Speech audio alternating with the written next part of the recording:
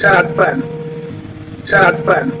It's that no one I want wants me. So then I keep wanting what doesn't want me, all the while what wants me, I don't want. I think I'm gonna die alone. Shout out to Fun. If you only date white women, like only, okay, and that's a problem. That's a problem. That's a self-identity issue.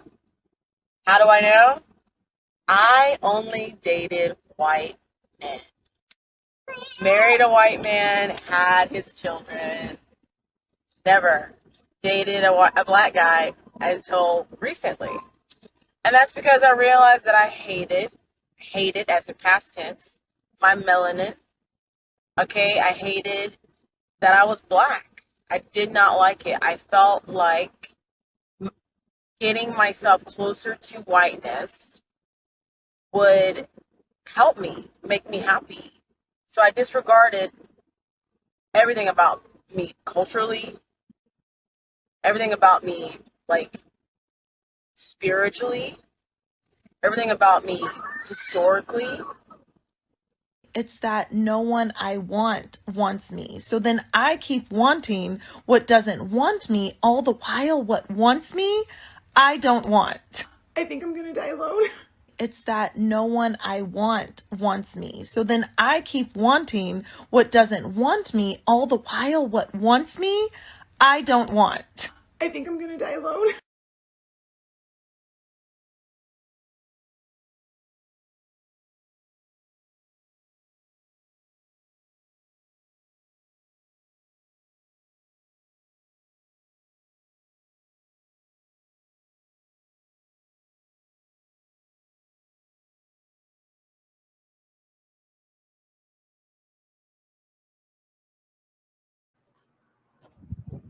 What up? What up? What up? What up? About to get into it, brother. Pull on up. Gonna speak on it.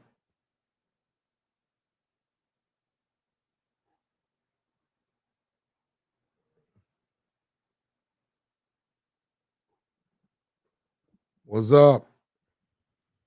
We finna get back into it, man. Look, we got people.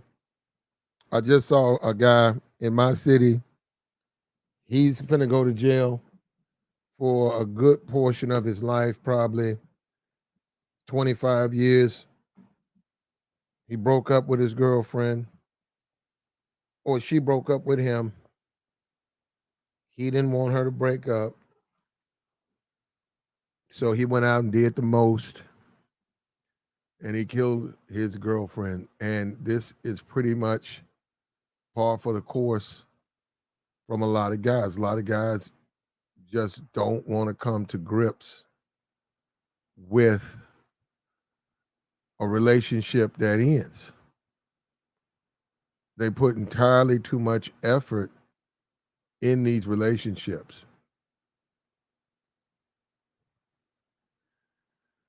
Way too much effort in these relationships. Most of these women do not want thought-provoking long-term relationships. They just want to have sex, for lack of a better word. They just want to, smash. That's really all they want to do. As women, they can't just say that, to a certain degree. If you're probably under 20, you probably can. That's probably more. It's a little bit more acceptable, but it's just think that's not the nature of women to walk around saying that they get smashed. You know what I mean? So, and that's what they want to do because they're ladies. Now, well, most of them, at least that's the position or whatever they say that they're in. At the end of the day, brother, you have to take back control. Being thirsty, running over there the very minute she pulls out a condom on the phone, very minute she invites you to pull up, and you don't have anything in the wings. You don't have other women in the wings. That you're just asking for trouble. You're asking for trouble. It's not going to work out in your favor. You have to take back your control. What's up with you, positive man? Kevin Cook, what's up? He say he smashed and getting the gifts. Okay, there you go. Look, at the end of the day, right now, and this is actually, man, we don't talk about it, but it's a great day for certain dudes who meet the criteria, for certain dudes who meet that criteria of attractive. They got an abundance. They got more slaw than they can handle. They're getting it way more than they can handle. And they're having a wonderful time. It's a wonderful time for those guys. But there's a group of men, and we're not talking about, we know there's a group that's not even having sex, but there's a group of men who struggle severely in relationships. And women can basically control them with access. And it's very simple. And all they got to do, especially attractive women. And this is where guys give up their power. They become so mesmerized and intoxicated by sexual access that women are able to do just about anything. Just about, you name it, they can get away with it, including causing his own death. And they do cause a lot of dudes to leave us. Quite a few dudes leave us behind females. Women are extremely good at pitting men against each other. They're very good at that. Even if you want to say it's accidental, but I don't think it's accidental. I think women know they have power, and I think women know guys are thirsty. And I think women easily know, especially when they want to, it's just, that's the way they want things. They can set the table, more or less. They can show guys where they're going to sit. I'm going to sit here, and the rest of these men in my life are going to sit in these spots. They are very, very, very, I hate to say manipulative, but very, very cunning in the sense they can get inside the ears and control men. A lot of guys don't even know they're being controlled. A lot of guys find out at the midnight hour that they're being controlled and used by women. And if it have to, most of them don't have to do it. Most of them don't have to go so far as to give you sex, but the ones who do can have these guys thoroughly invested. And I've seen a lot of these guys. I have seen many of these guys being manipulated. I've seen these guys get rejected. I've seen what these guys will do, how far they will go. And like we said, there's a guy, he killed his girlfriend. He's going to spend 20 to 25 years in prison. Who knows? Maybe he'll get out sooner. But she broke up with him, and he couldn't take it. He couldn't take it.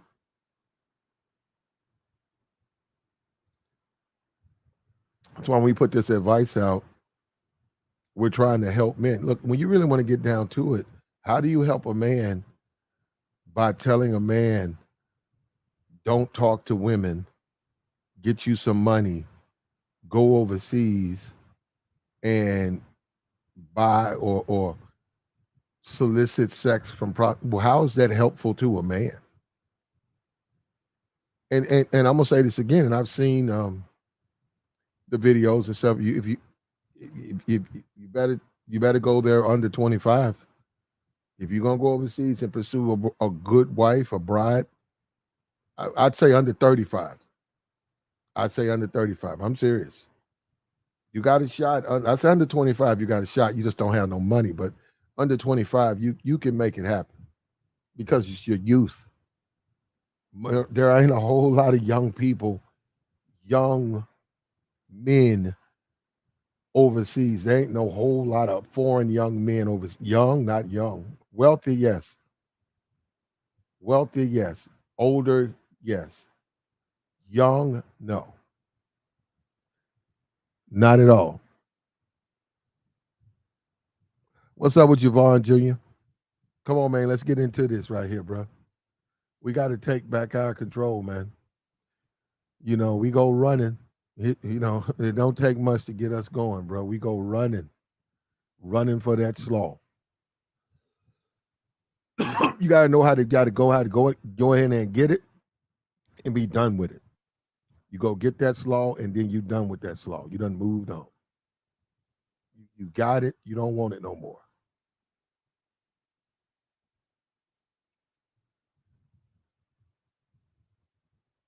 That's exactly how you deal with it. Having emotions, feelings, you're going to lose control. Losing control in this day and time is, just told you, he's going to spend about 25 years in prison. That's the route you want to go. And a lot of guys, even guys in this space, because they're not going to listen or they're going to do things, they're going to be weak, they're going to wind up spending a considerable amount of that time in prison because they're going to be weak. And when things don't go their way, they're going to throw a tantrum.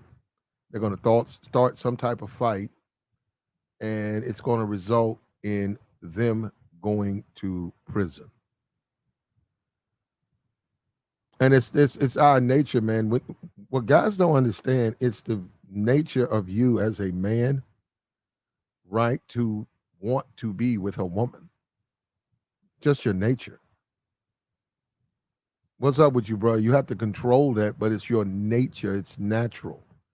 It's a natural interaction between men and women. I'm gonna tell you what messes up the order, though. I'm being for real. The Pookie type dudes, the hood dudes. Now, this is the thing. If you are hood, when I say hood, what do you mean? If you gang related, you're from a family of criminals that you know all your life you was raised by convicts, so you pretty much are part of that's your lifestyle, their lifestyle, your friends and stuff. You probably trying to rap. You're probably didn't go to college. You're probably in the streets. Even if you work, you probably trap on the side. Those guys, when you inject those guys, when a man goes to say social places in his city, if he goes to the same places that those guys go, he's a fish out of water. He's not going to fit in that. Now, there are places for buppies, black professionals. There are places for those guys. I would recommend you go stick to those places. Just stick to those places. Don't ever deal with the streets if you're not from the streets. If you're not from them, don't deal with them. It's really not for you at all. Now, and the women who don't want it, now, most of the time women rotate up. So even though she might go to the hood club or the wild club, she might go to that type of club. She might on the Sunday or whatever, she rotates to the regular club, the more exclusive club. And those are the ones you want to deal with. And I was just looking at this video, this rap video, and it was full of a lot of like the city girl types. As a man, I'm saying if you're not, and I was looking at those guys, they were making the video, they had the money, they had their shirts off, and that's fine. For a young man, that's fine to be that way, and that's fine. But what I would recommend that you allow those women to like what they like. Those women don't even like suit and tie, white collar dudes. They're not attracted to guys like that at all. They're exactly where they want to be, with the guys with their shirts off, the guys rapping, the guys fighting. That's where they want to be. They are right where they want to be. Pull on up, man. We finna speak on it. He said all women want to get smashed. Yeah, a lot of them. Yeah, most of them want to get smashed.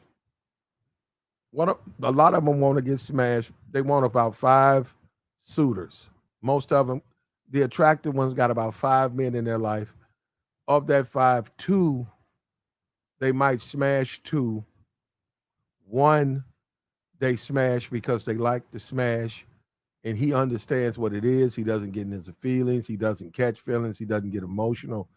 The other, they smash because they sort of feel obligated or whatever, because he's really, really coming through as far as a boyfriend or a significant other, but his smash is not anything of note. And the other three just get straight up used. They just get used. They're not going to get anything, or they're just in. They're in wait. They're waiting on when she loses one of the other two, and that's pretty much the routine with a lot of women. I've seen women stall dudes out. I know a particular situation where a guy got a phone number. Nice, attractive woman, very attractive woman. He got the phone number. He would call. She would, barely text back. So another week would come by. He saw her in the club. He was like, "Hey, I called you twice," and she was like, "Okay, I'm busy," and all of that, that stuff. So it was like wah wah wah wah wah wah wah wah. It was what it was, and then um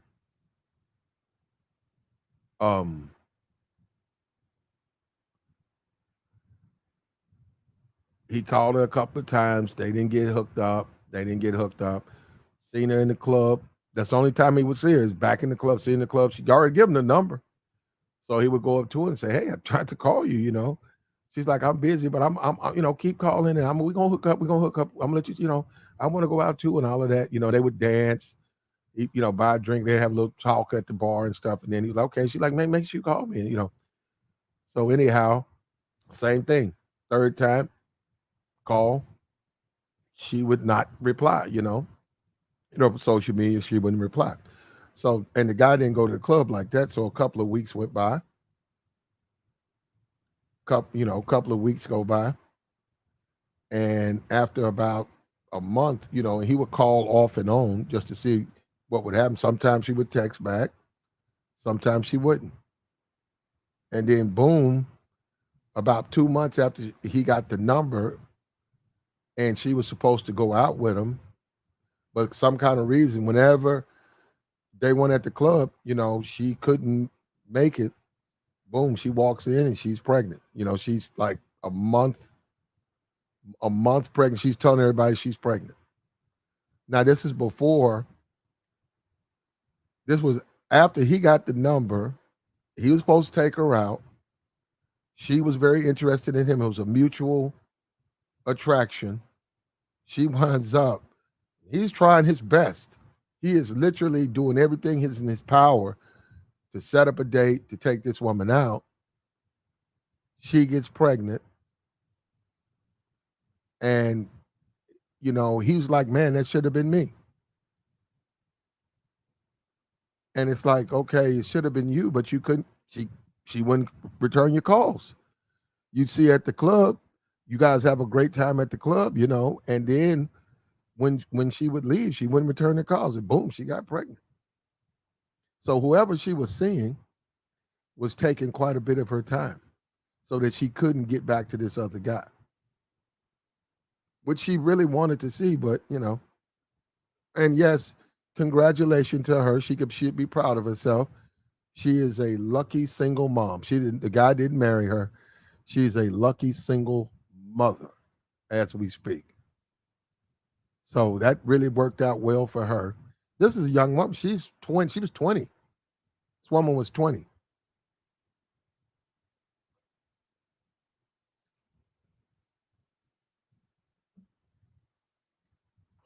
The guy would come to the club and I saw it all, he was telling me all that. He was trying to get it, man, but he couldn't he couldn't set that date up, and boom, she showed up 2 months later pregnant. He missed his opportunity. But at the end of the day, we have to take back control, man. These women have all the control. Dudes are mad thirsty. Dudes have been over backwards. Dudes will go to war. We see that. All we got to do is pick up a newspaper and you'll see the aftermath of a nightclub, the aftermath of a fight, dead bodies, where black men were out of control or men were out of control. Women were pulling the puppet strings and manipulating the men. And it doesn't take much. He met her. He met her infinite life coach. He met her, tried his best. She would not hook up with him. He called like a week. Next week he saw her, did the same thing. Third week he saw her. She said the same thing, how she's busy. She gonna get back at him. He tried to call. After that, he didn't even come to the club for a while. And he was pretty much, forgetting about her. And then boom, she goes on her social media, she's fucking pregnant. She's happy and everything. So yeah, he missed out, bro. But it shows you how she's in the middle of a sexually active relationship. She's sexually active. She's in the midst of a sexually active relationship. She's still handing out her phone number. She's still trying to make sure that she's got backups already set up, in case if things don't work out with this guy, I already got my fallback, this new guy, and I really want to get to know him. That's why a lot of women really, if they're not married, they're never really married. They're never really off the table. When we talk about the breakups, right? Normally, the chick keeps doing stuff, and most guys accept the abuse. Most guys accept getting abused. They get used. Then this is how it goes. Chick is man and a woman is in a relationship. The woman, after I'd say 3 months, he starts to see her true colors. She's a tad bit abusive. She doesn't say where she's going. She doesn't say what time she's coming back. She just leaves, gives you a text, you confront her. No, you ignore that. She hangs out like she's with her girlfriends, like she's single. You ignore that. She's talking to her ex. You don't say anything about that. You find it strange, but she gives you this spiel about her and her ex are really good friends, and it's not like that. And then eventually she does something that you find unacceptable, and you confront her. Normally, after she's gotten away with so much, she's not going to accept any type of confrontation from you. So normally that's when she breaks up. And normally that's when the woman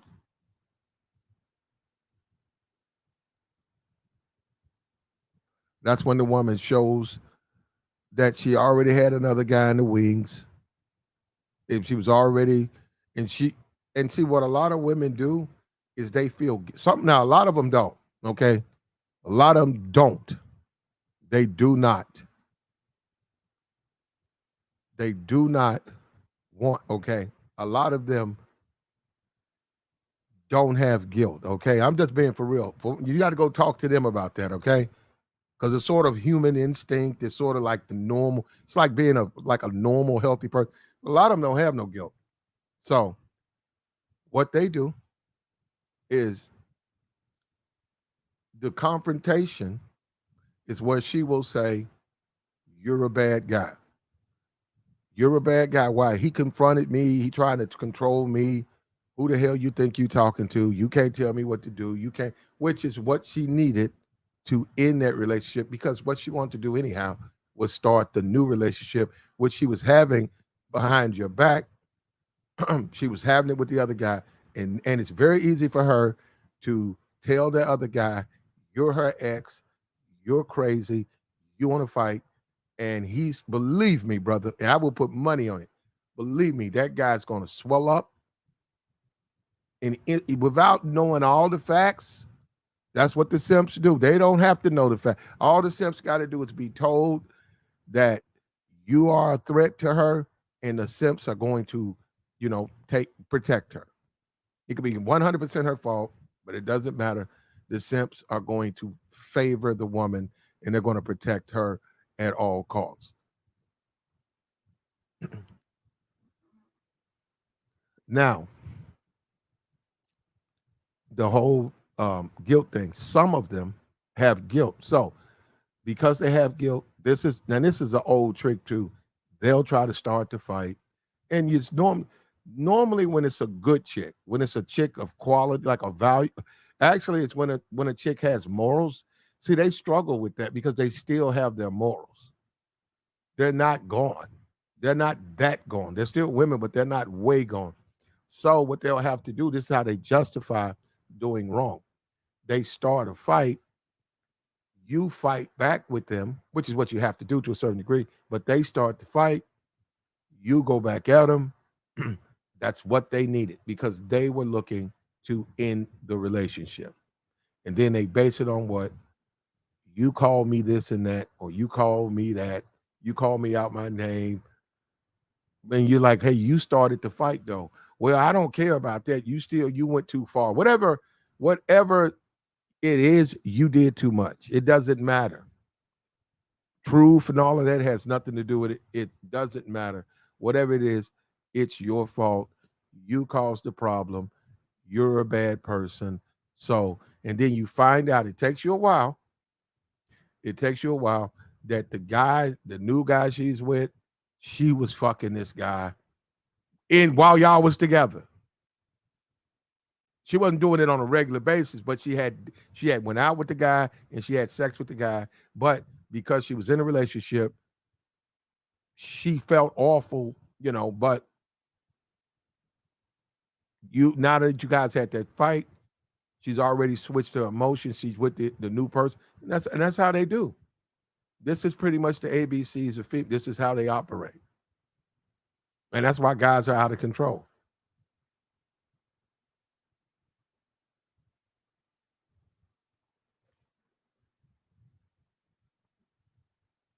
You have to take back control. Stop being thirsty. The thirst is your enemy. That's one of the worst things you can do is be thirsty.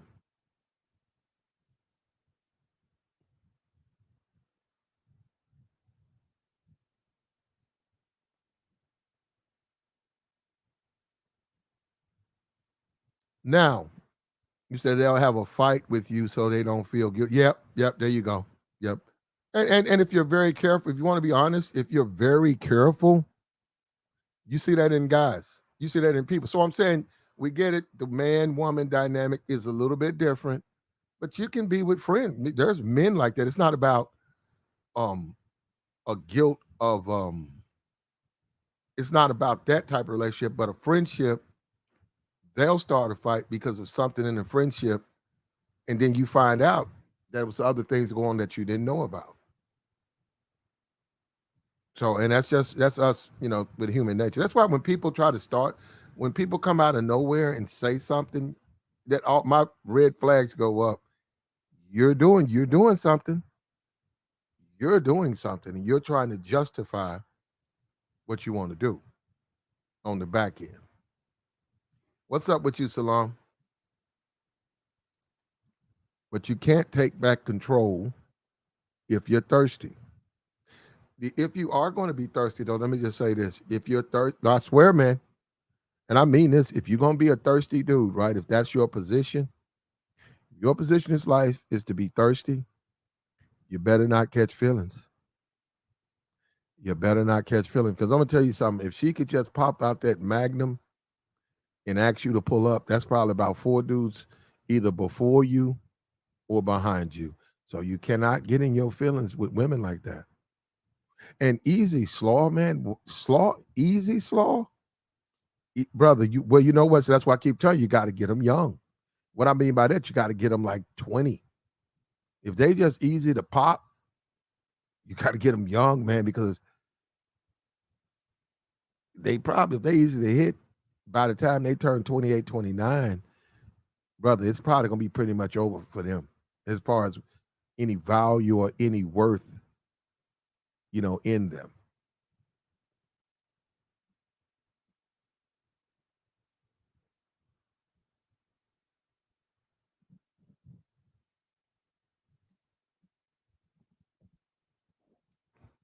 Take back your control.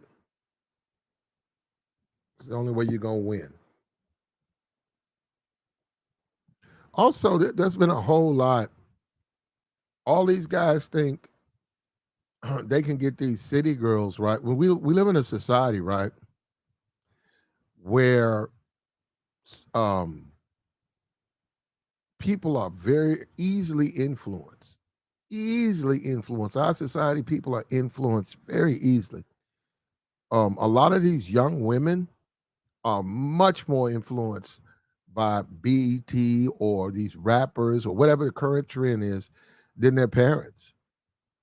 They're much more influenced by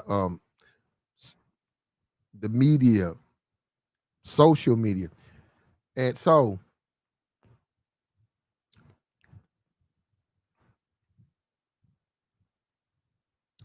that being said,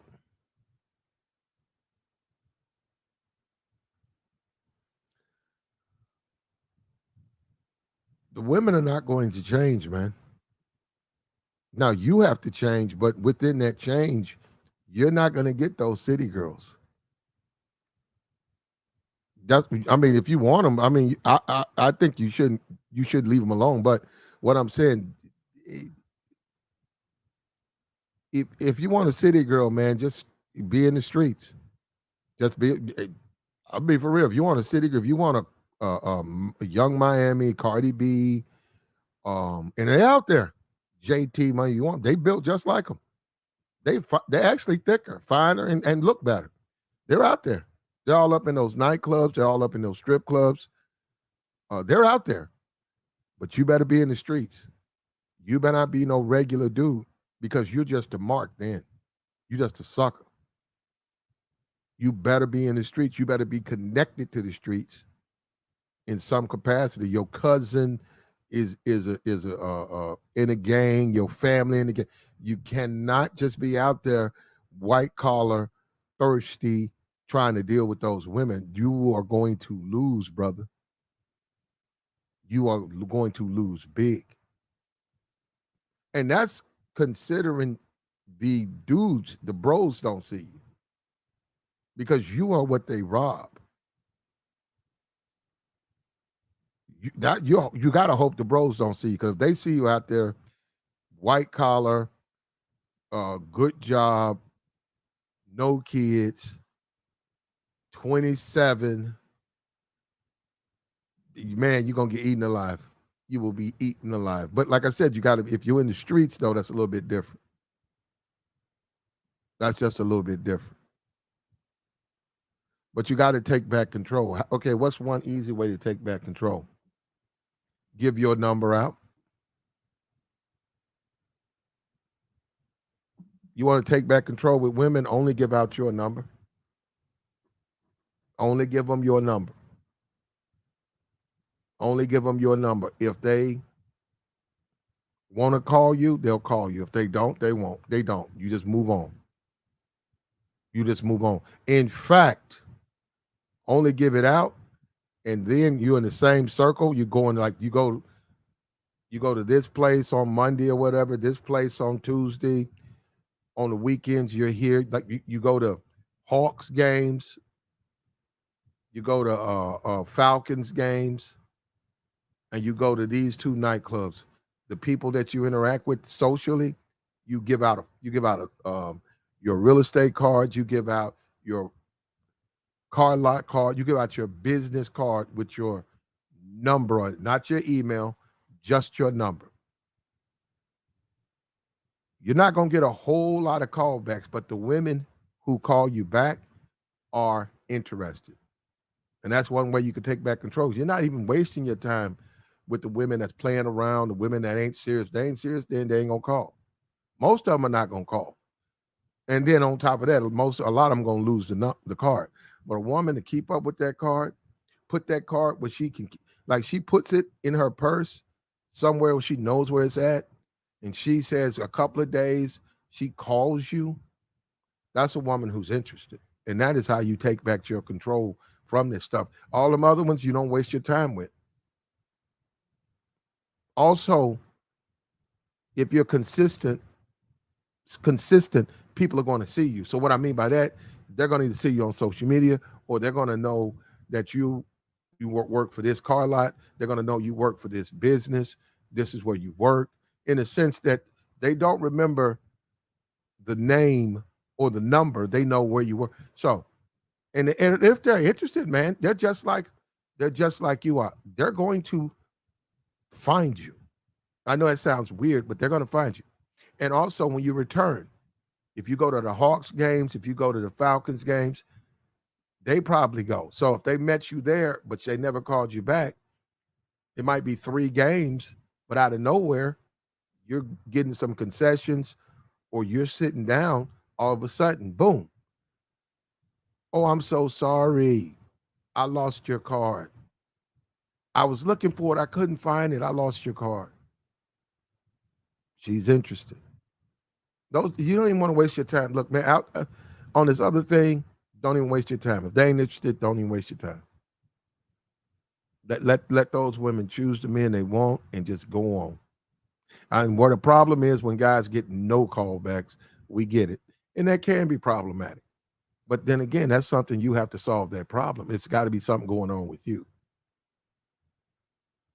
It's got to be something going on with you. And I didn't say give out a lot. Now, listen, let's talk about this. Look, if you want to be a player, if you want to master your mouthpiece and all of that, you do have to talk to a lot of women. That's what I'm talking about, is what a regular man does. You trying to be a player, you want to find my mouthpiece, you got to talk to a lot of women. You got to get used to rejection. And when you get rejected, it can't affect women either. And it don't matter. And that's what you're fighting against. I'm saying you're out here fighting against that rejection, in the sense that it will break some men, but it won't break you. It can't break you. So you don't care what she say. Because right after she get through saying she's not interested, you'll talk to her sister. If her sister's next to her, you try and talk to her sister. You trying to talk to this chick. That's just the way it is. That's if you're trying to be a Mac and a player, and you're trying to come at the game from that position. You got to be out there. You just got to be out there. You got to be out there. You got to really, really be doing it, and you got to really, really be having some success out there. You got to have some success. You know what? I've said this a bunch of times on my channel, right? I said when I was about 15, I think. Whatever, I think my uncle or whatever told me, you need. It was about getting women, sex, and how it is. He was like, just ask them. You ever asked them? No, I hadn't. He said, well, how you gonna have sex with a woman you ain't never asked her? Just ask her. He said, you never know. That's Jax. He said, but if you don't ask her, you get none, right? But if you ask her, you get some, right? So just ask her. So I was about 15. I think I was in the club. Club was 21 and over. I was 15. Somebody got me in there. I had my clothes on or whatever. And then you could get a guard $5, and he'd look the other way. But you can't get in no trouble. That was the whole thing. You can get in there, don't get in no fight, don't get in no trouble. Don't try to drink anything, right? Don't drink nothing, and don't get in no fight. So I'm up in the club, and the club let out, and I didn't want to. I was walking. I had got dropped off. And everybody was going to their cars, and this one particular woman, and she was my type too. I asked her, I said, hey, let me catch this ride. She stopped, and I said, yeah. And I went for the door, and she unlocked the door. I said, fuck. I was about 15. She must have been about 22. And what made it even better is, while she was taking me home, I was hollering. I got the number, and I got a hookup. And I also got put out at the store. Like I said, okay, drop me off here. So she never went to my neighborhood. Never went to my home like that. She dropped me off right there, and I walked. I was like, couple of houses down, went home. Couldn't believe that shit. That's just that simple.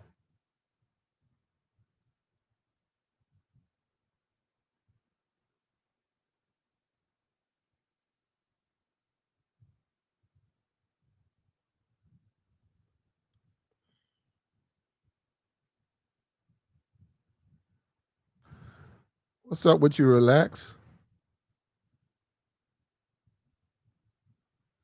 Just that simple. Ask and you'll receive. But at the end of the day, you got to take back control. If you don't, it ain't gonna work. There ain't no cheat code. And like we said, we talking about these young men, telling these men to go get your money together and then go overseas and buy sex. That ain't the way to do it, man. That ain't the way to do it. Be a charming individual. Have your shit together and deal with quality females. And that's how you make it. That's how you do it. Be a guy who only deals with quality females. Eventually, Mike, it took me about 2 weeks. It took me about 2 weeks. Also, Mike, I didn't have a car, so I was living with my parents, and she was, so it was. She picked me up from the store, so that has a lot to do too. Dropped me off at the store because I didn't want her to get suspicious that I live with my moms. I was 16,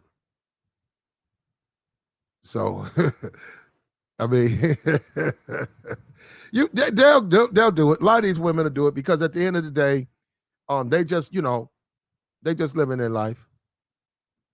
They just living their life. They're good people, man. And once again, I'm gonna say it again, man. I've been in these clubs. I'm telling you, man, it's not the women. It is the dudes. It is not the women. It is the dudes.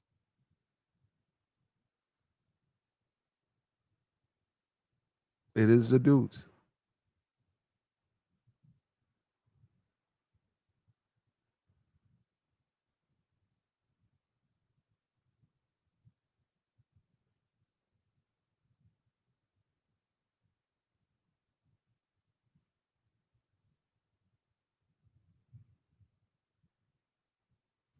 At the end of the day, if you don't take control, you're going to be used, and you will not like the results of what's going to happen. Now, if you're trying to, just slaw, she hits you up, you run out there, you better not catch feelings. That's the biggest problem with dudes who just be getting that slaw. Dudes who just show up for the slaw, they say that, but over time they catch feelings. Also, we're not going to get this detailed. I was going to say if the sex is good, but that shouldn't matter. That just shouldn't matter. And this is where a lot of people will not accept these types of relationships because they are very, very protective of their feelings. And they don't want to have just casual sex with random people. And and they don't want to go through that. They may have had that, and because they didn't like the way, as a human, they didn't like that. They didn't like the way they felt. They didn't like the way they want to have a certain premium on relationships, and they don't want men. A lot of men are just like this because of the macho, the persona that men have to have. The persona that men have to have, they're afraid. They're not going to admit that, and that's more you tend to sort of think it's females who are like this more so than males, but a lot of people value their intimacy, and when they're intimate with someone, they care about that person, and to switch it on and off, especially with the amount of trauma that is in our society, right? Got a lot of trauma. You have a lot of people who have unsettled trauma. To take their emotions, right, and say, you got to cut it off. You got to care enough for this person to fuck on them, but then dismiss this person like they're a piece of trash. See, and a lot of people ain't ready for that.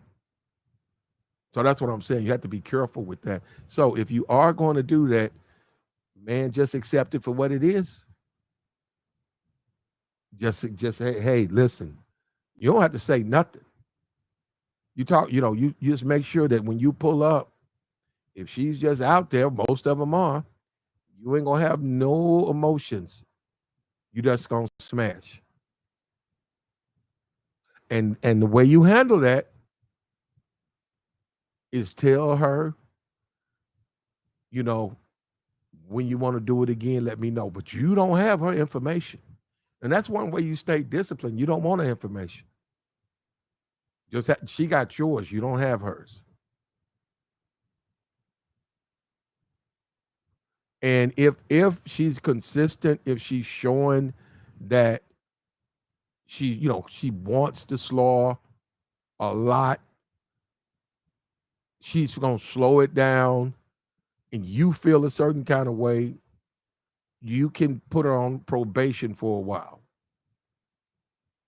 You can put her on probation, and provided it's good slaw, provided that's what you want, then you can invest emotions. But if you invest your emotions too early, man, you're just gonna have problems.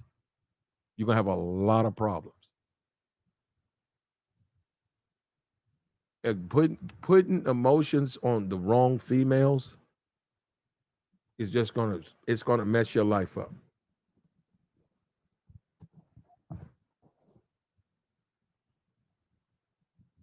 A woman has to be worthy of an emotional investment from a man. She has to be worthy. She has to meet several criteria in order for her to be worthy of an emotional investment. Casual sex, you can get caught up in that. You have to be careful with that.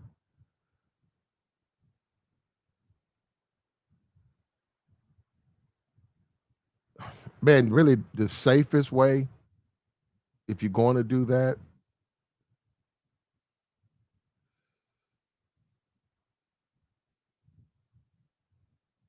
is you just got to be extra careful who you do it with.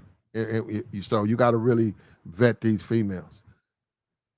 A lot of these women will deliberately get you caught up and then yank the rug out from under your feet and scream and play innocent as you get toted off to the mental hospital or to the cemetery or to the penitentiary. They will be screaming innocent the whole time when they stuck their fangs in you, or like a snake, they bit you and injected their venom, and then they'll claim they don't know how it happened.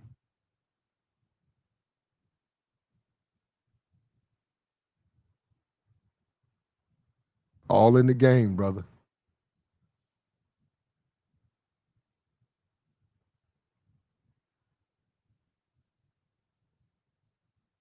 If she ain't giving you no loyalty, she's not respectful. Even in these casual situations, she needs to be respectful. She needs to respect you out of that. So even on a casual thing, the loyalty and all that stuff is a legitimate. When you start going into a real relationship with someone, they have to be respectful, they have to be loyal, and they have to be supportive. And if they are not those things, you're going to have trouble.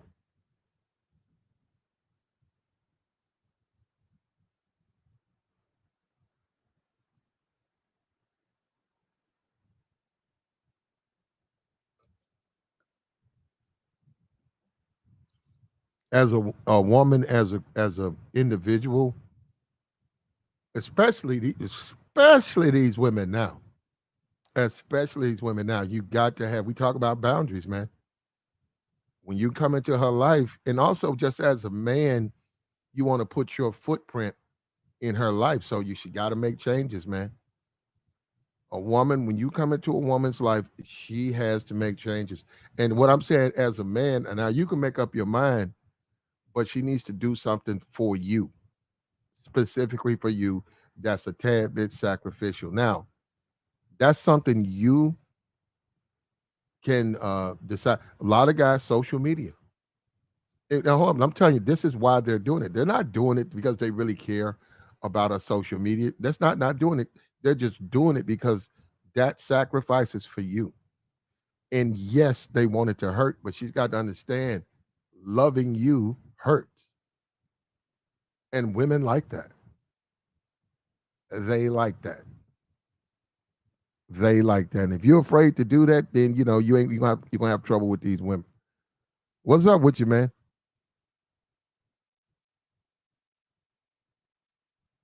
They have to understand loving you hurts. Another thing, have her cut her hair. Have her take out her weave. For you, she has to make some type of sacrifice. For you. Fuck the other dude. She go smash the other dude. Fuck that. While she's with you, this is one way this is how you keep up with her. If you have her take out her weave, where you keep up with her is when she tries to put it back in. That's when you know she's with the shit. That's when you know she's fucking around. That's when you know, say, this bitch with the shits. Bitch, I told you what to do. I told you that I like women with no weave. Now here you come with this fucking weave. See, I know you probably fucking other niggas too. I'm being for real. Probably is. They normally come in tandem. She's not gonna disrespect you in one thing and not disrespect you in other things. But that's how you keep a tight watch on. You watching her ass.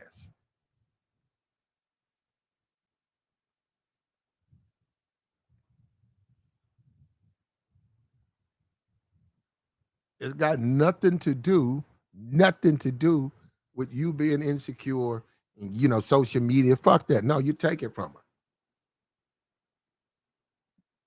And I'm telling you, she's gonna fall in love with you, brother.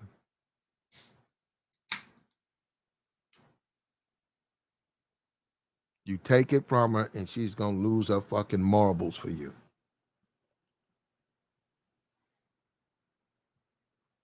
Every time she sees you, her panties are gonna get wet.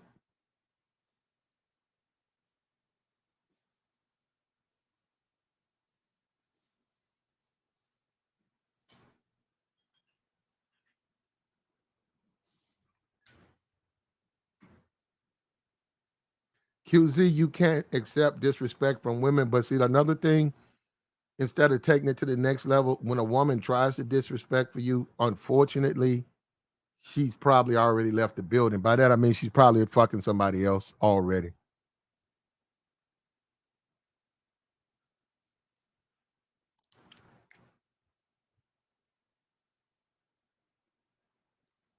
And I'm telling you the truth, a lot of these women have been traumatized.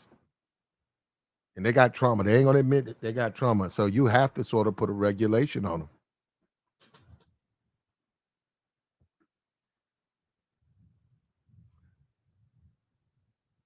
Take your weave out. You guys can date for, say, 3 months and then say, hey, well, let's make it official. Y'all make it official, take your weave out. I need you to take all that weave out your hair. I need you to deactivate your social media. I'm not saying both. I'm saying one or the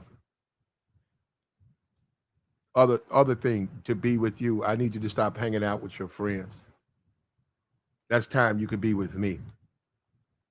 Why? Do you want to spend all that time with her? No, but it's a way that she's going through a little suffering, but she's suffering for you. And it's going to make her feel a certain kind of way, very different than the way other men make her feel. It really works with a very attractive women. It really works with them because they're the least regulated.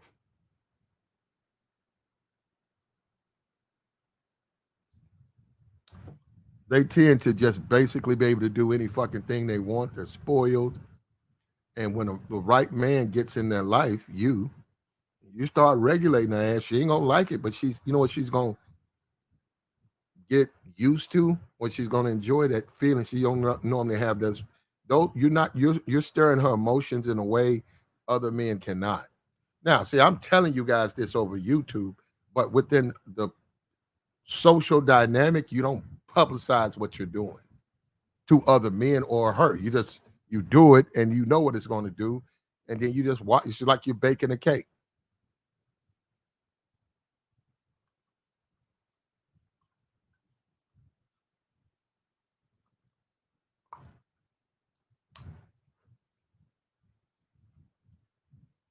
Now, this is provided you got your shit together too, though. That's the whole point. You have to have your shit together.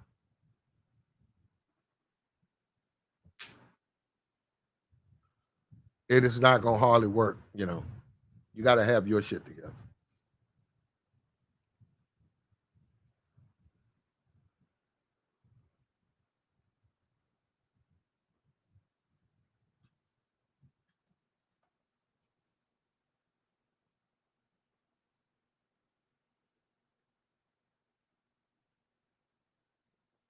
There you go, QZ. Got there you go. He found a troll. A troll.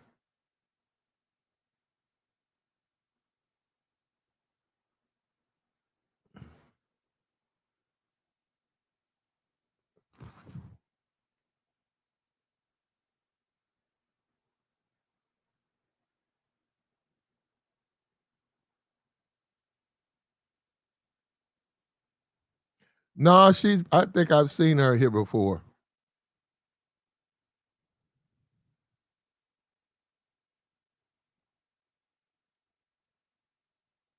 Yeah, I've seen this picture before. So I think I've seen her here before. I don't know why it's the page is today, but I've seen that picture before.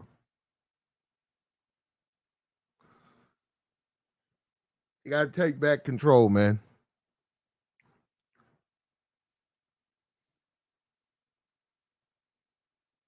Take back control. They want it. Also, be honest with you, if she send you that picture, you know what you send her? No, because you look at it, you said most thirsty dudes will break their neck to go over there. Not me. Then you rag on her about, well, don't send me no pictures like that.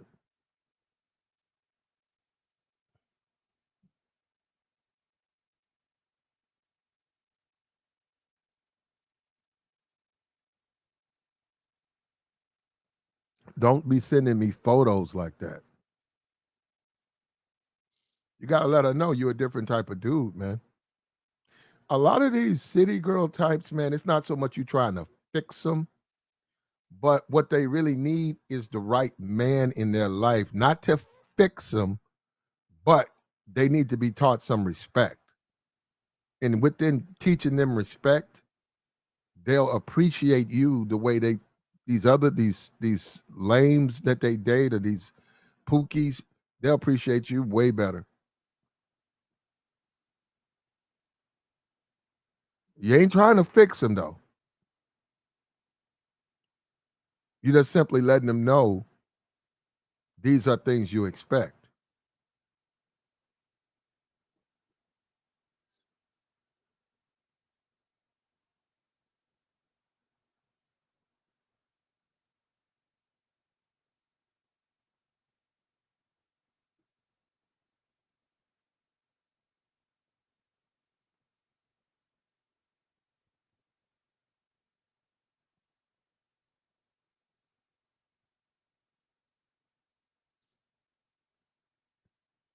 Disrespect will not be tolerated. The problem with disrespect by women in front of men is it opens up the Pandora's box in front of men. You don't want to do that. You do not want to be disrespected. You do not want to be disrespected by women in front of men because then your men will start doing it. So you don't want that.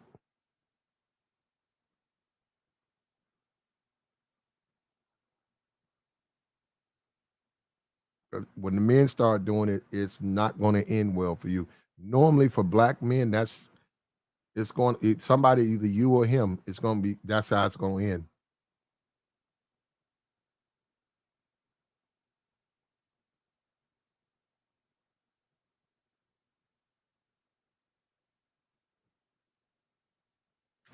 Another way of losing control is being uber thirsty, uber thirsty, and compromised.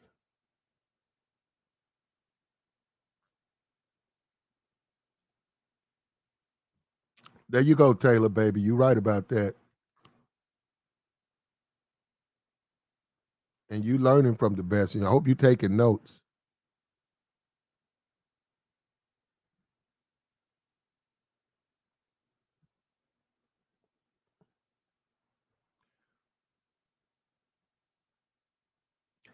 Like I said, the easiest way to get control is just give your number out. If you're a woman, same thing.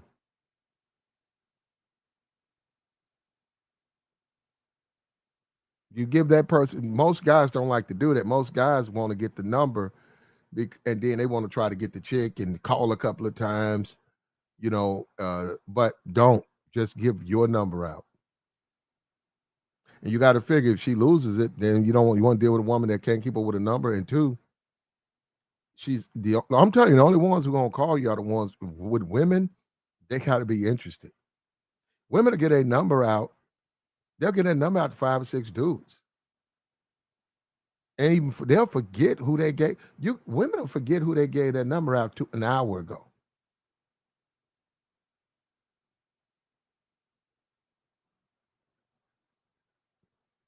Guys call women. They meet them Saturday. They call them on a Tuesday today, right? They meet to call them on a Tuesday.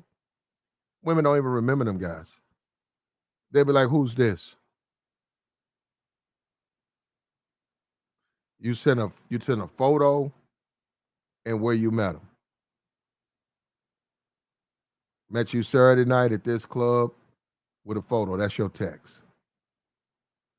And this is what guys don't want. Guys don't want that rejection because even though you do that, then they don't send nothing back.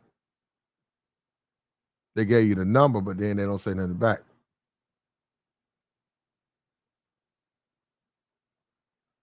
But you can't get away from rejection. You cannot get away from that's just the order of things. That's our society. People have abused it, but you can't get out of rejection. Rejection comes with acceptance. You can't get acceptance without rejection.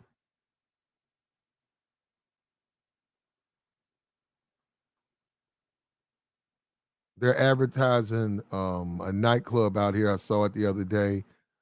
Over 30 grown folks party. That's what they're saying.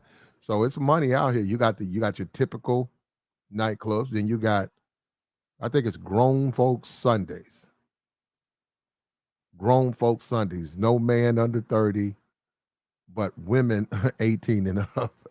Well, you gotta have the women up in there, but they said no men under 30. Grown folks party.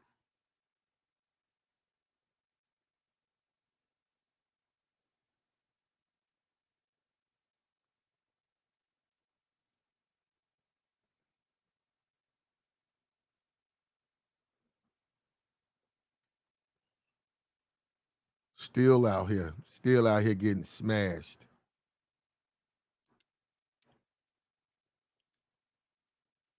Grandma sitting up here, 47, still getting her brakes smoked out. Still up in the car, getting smashed in the car. looking up at them street lights. You thought them days was over. You thought them days was over when you be smelling that. You'll be looking at that oil funnel all up in the back, all up in the trunk, laying on that spare tire, looking up at them street lights getting poked, busting 40, busting 50.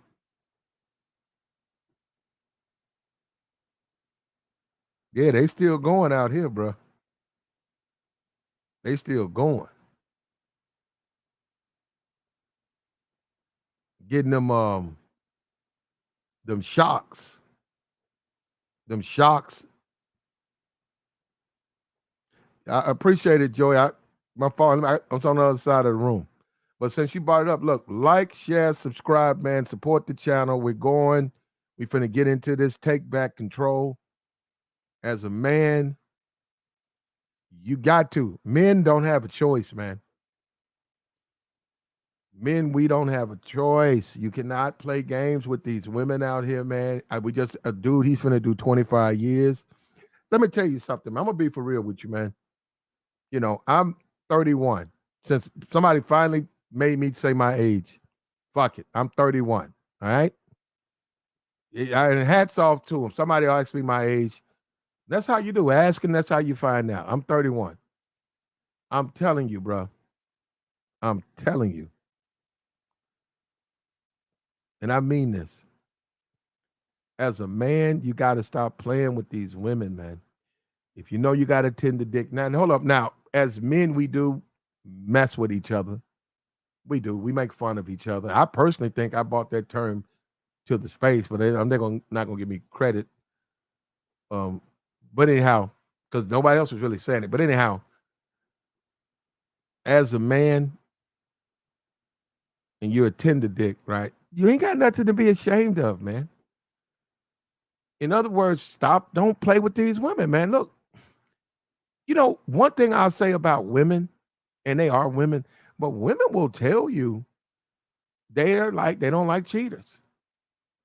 They will say that I don't like a cheater. So if you're a dude, you like to have a lot of women, I'm not the woman to talk to. Dudes are afraid to do it. Dudes are afraid to do it. Well, Joey, don't single yourself out, Joey. A lot of people aggravate me, but don't single yourself out. But I appreciate the support, though. We need to support the channel. I appreciate it, Joey.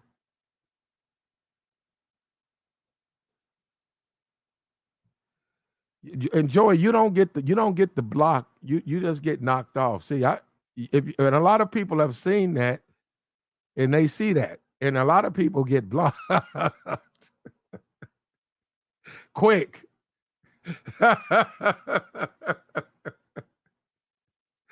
I gotta go in the dungeon, man. I gotta go in the dungeon and let free a couple of people. But oh, Taylor says she has to be the only one. Yeah. Well, it's a lot of guys like that, and guys don't want to admit that. And what I'm saying, actually, man, I personally think men, and see, they got a term, they're going to say tender dick. I think men fall harder than women. I think men, from an emotional standpoint, from a trauma standpoint, fall harder than women a lot. And women don't realize that particular guy, I'm not saying all men, a lot of women don't realize that particular guy, that guy, has really bought into your bullshit deep. And women try to break it off. And brother, it does not end well for that woman. Because she's probably had several other men and she was able to break away, and they had control of themselves. And she's probably done less with them. More with them. And she was able to break up. But this particular guy probably didn't do a whole lot. Wasn't with them a long time. But boom, when she tried to break up, he lost his shit. And that's what I'm saying. Women have to understand. And also, if you just fucking on somebody, right? It may start out with that ain't really my type. She ain't really my type. It might start out like that. You know, she ain't thick enough, or she not really my type. She ain't pretty enough. But over time, and y'all fucking, right? Without emotions, right? Y'all just some fuck. But over time, and it could happen to the woman, but it most likely happens to the man. You getting hooked. You getting hooked. Now, you ain't trying to go there with it. You ain't trying to go there, but the box is good.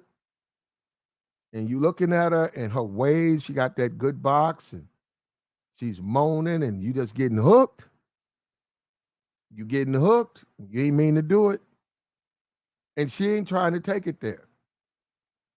And you ain't need to do it. Next thing you know, man, you hooked in. She got your ass. She got your ass. And there's nothing wrong with a man saying, you had my ass. You got my ass. Or you got my ass. Because they know how they felt. They know how it feels. They know what we go through. So ain't nothing wrong with that as a man or a woman. They say, well, that motherfucker got my ass. But you have to protect yourself, and you got to slow down. So if it's casual and you piping, and it, and she's still doing the same thing, and she's still a free single woman, and you piping, and that you see, y'all cool, and she out there, you probably want to go ahead when she hits you up again and say you busy or you got something else to do, because you can't just be piping that bitch and you catching feelings, and you already know how that's going to end. You already know, so cut it off there.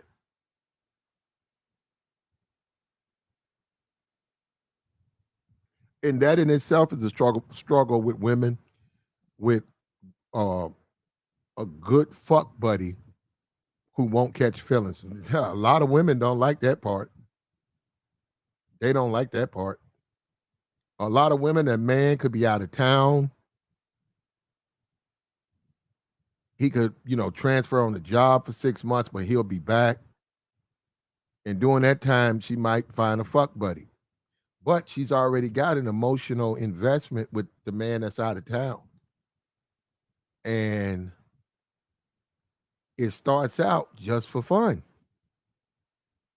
And it's good for both people. But remember, she has an emotional investment with somebody else. And you can catch feelings, man. And I'm telling you, I read the shit in the newspapers all the time. These dudes catch feelings. These women just wanted to give up some box. The women literally want to bust nuts. They want to bust a nut, and boom. And they got caught up, and we reading about them. Because the woman tried to go back to, the woman tell him, hey, my boyfriend will be back in town, right? And the guy like, oh yeah, that's right, you got him. That's right. Yeah, so I mean, it's cool, but he's gonna be back. So this what we've been doing off and on for these couple of months. It's cool, but I think we might have to end this. Yeah, a lot of dudes can't take that. A lot of dudes can't take that. When they have to deal with, they no longer have access. They can't. They say they can until it's removed, and then they lose it. They snap.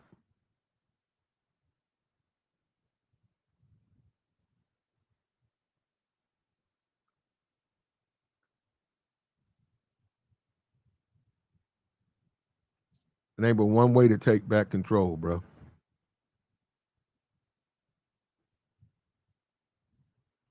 If a woman gonna try that with you,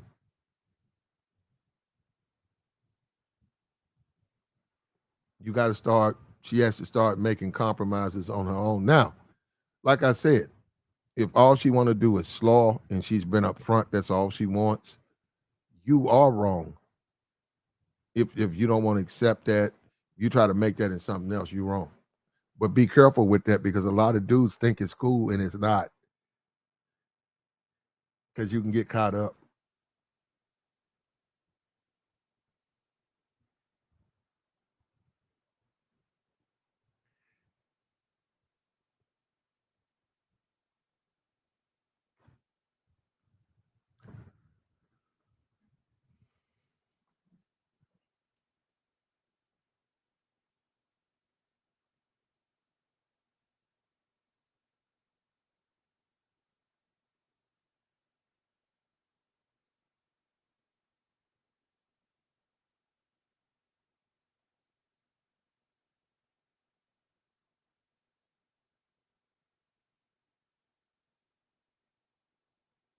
Some of them do. Taylor, some of them do. Some of them do. You saying men after the first heartbreak builds a wall and starts to only smash and disregard commitment. Well, you have to do that with modern women. You just have to do that with them because A, they don't even know what they want, and B, if you can't do that with women. As a man, you cannot go in head first, uh, falling for them when they don't have they don't feel the same way about you. You just can't do it. You just can't do it. You can't, as a man, you can't do it. The prisons are filled with guys. So as a man, if it's filled with guys who go through that, I'm a man. We all have emotions. Now, look, that has to also be something you want. Some dudes don't want casual sex. Some dudes want a wife. Some dudes want a girlfriend. Some dudes don't really want any relationship with a woman other than she show up, I smash, and she leave. So it just depends on the guy. Guys who play this game, you just have to be built like that. And really, the only way you can be built like that is to have multiple women. You cannot do that and don't have other women to fuck on.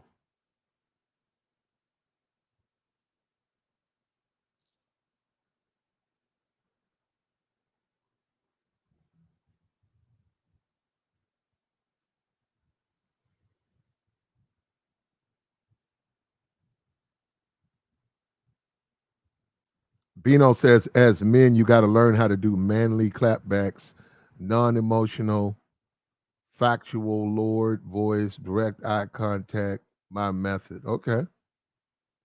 Okay. Whatever, if it works, that's how it works. But what I'm saying is, as a man, don't listen to rap records. Don't listen to clowns. Understand that you got to protect yourself as a man. If these chicks are just uh, pump and dumps, fuck buddies, keep it like that. Keep it like that. Don't let the sex make you catch feelings. If you find that you're catching feelings, get away from that woman. Let the next man take your spot. Who cares? Get away from that woman. You only want to be emotional with women who value you, with women who respect you, with women who want to be a major part of your life. You do not want to be emotional with chicks that you just fucking on because they're going to fuck other dudes. And on top of that, they're not going to be very, very respectful. And on top of that, you just don't want to have to go through that, man. You don't want to go through that.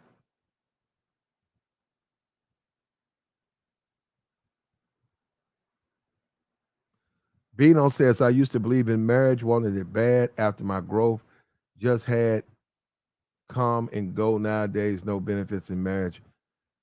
Nowadays, well, you're right. You're right. It's not for the man at all. It's certainly for the woman. It's a tradition. You don't have to get married. You can have a legal procedure. You can sit down with your woman at a certain point when you guys feel like this is serious, maybe you got a kid or two kids, and maybe both of you feel that you don't want to explore your options. You can go and get a lawyer and hammer out a contract that gives you everything a marriage gives you. and you guys can sign that. Then you can have a ceremony, but not a marriage, where you guys have a marriage, but you're not married, not by the state. You just had a ceremony. And that's your marriage. But then the contract is not a marriage. You have just about all the provisions. You might even make it better because you can lean it towards you as a man, whereas marriage don't it's 100% for the woman. But you can make a contract that favors you too within that marriage. So if it comes to the point of ending, and this is you can have the lawyer can hold on to it. They could bring that to court. This is signed. This is a legal document. This was signed. We never got married, but this is what we have. And you can see what how it plays in family court. You can see if it has any value.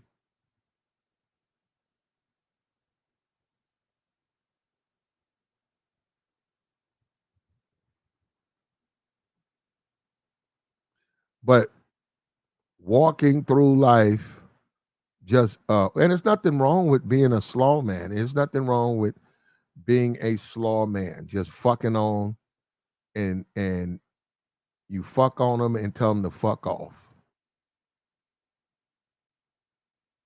You fuck on them and then tell them to fuck off. There's nothing wrong with being a slaw man, as long as you stay in that position. As long as you don't catch feelings. You can't catch feelings.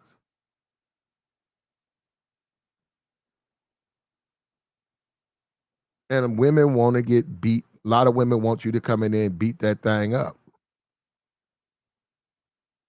But leave them alone. Don't try to buy them nothing. Don't try to ask them out. Don't try to be nice to them. Just show up, slang that pipe,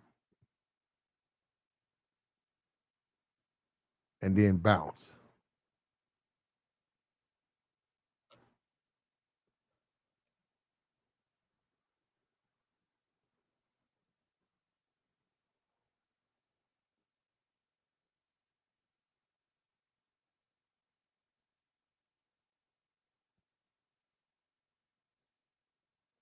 A lot of women like that. That's what a lot of guys don't understand, man. It's a lot of women. They don't want no boyfriend. They may look, they don't want it from you. They don't want no boyfriend from you. They don't want no husband, not you. They don't want nothing but good slaw. They want you to come in and slaw them out and then leave them alone. A lot of them like that. Just pipe them out and then leave them alone. And if you can handle that, then you can, Now, all I'm saying is a lot of dudes catch feelings in the process. That's where you fuck up. And it's not about disliking women. It's about the way things are, man. It's just that say, hey, man, I would like to have a family. I'd like to be emotionally invested in one of these females, but I haven't found one that I feel is capable of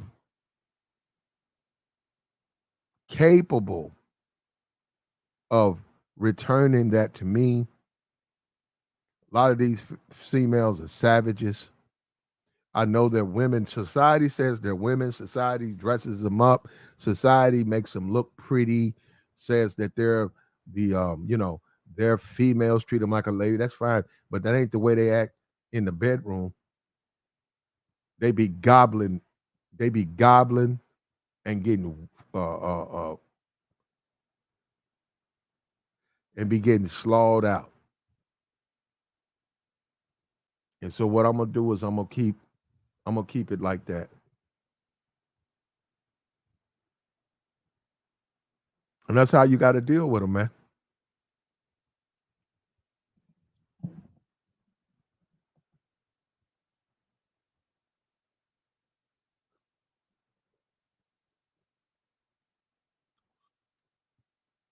Just like Suki Hana says, she's disgusting. She's always been disgusting. Pissed. She says she's always pissed on herself.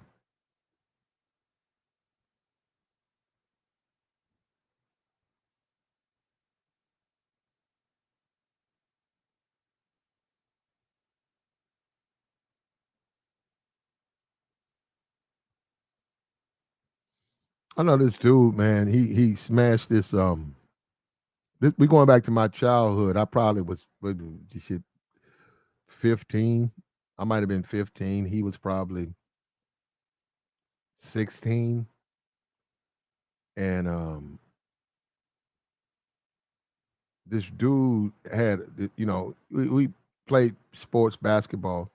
This dude had a sister, and she was sort of slow. Not she was sort of special ed, okay, but she had a fatty though. But she was, she literally was the face and stuff. She was retarded. He used to go over to the dude's house, and she really, really, for whatever reason, she liked him a lot. You have to go talk to her. It would be me and all of us. We'd all go over there, and she wouldn't say anything to us. But this one guy, she would smile and giggle as much as she could, right? So the guy said, "Hey, man, we was out chilling." He said, "Hey, man, my sister, I don't know why." He said, "Man, my sister really likes you." He said, "Huh?" He said, "Yeah, man." He says, "She got a crush or something on you." And you gotta understand, bro. We with the slow, all right, out here. We with the slow. Anyhow, and dude don't go. He shouldn't have told that dude. Dude don't go. So dude go back to dude's house, right? Start flirting with his sister, right? Leave the house, like he's over there visiting the guy. He leaves the house, goes back over there later on. She opens up the back door. He takes her upstairs and calls himself fucking on her. Anyhow, she shitted on herself during the session. He got up and he left. He tried to do it, but she said she laid down and she was looking, how she looked. You know how they look. So she was looking all different and she laid down looking different and he's fucking on her. He said she shitted all over him. And he said he took that as a sign it ain't meant to be. And that is a tad bit thirsty, brother. That is, yes, that's thirsty.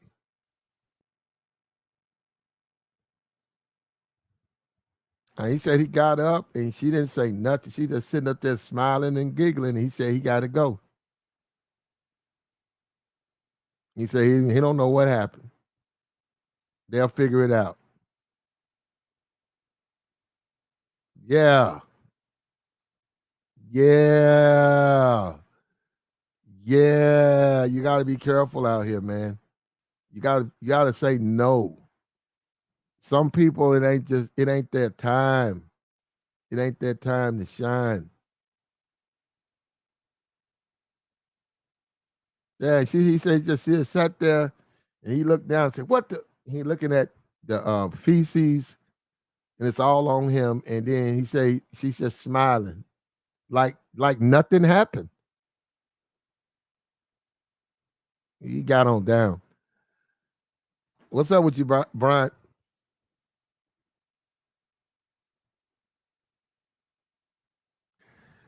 Nah, man, you gotta be real careful with that, man, because you just gotta know what you're doing out here, man. A lot of times you just gotta turn it down, and sometimes you have to go through, what you got to go through, man.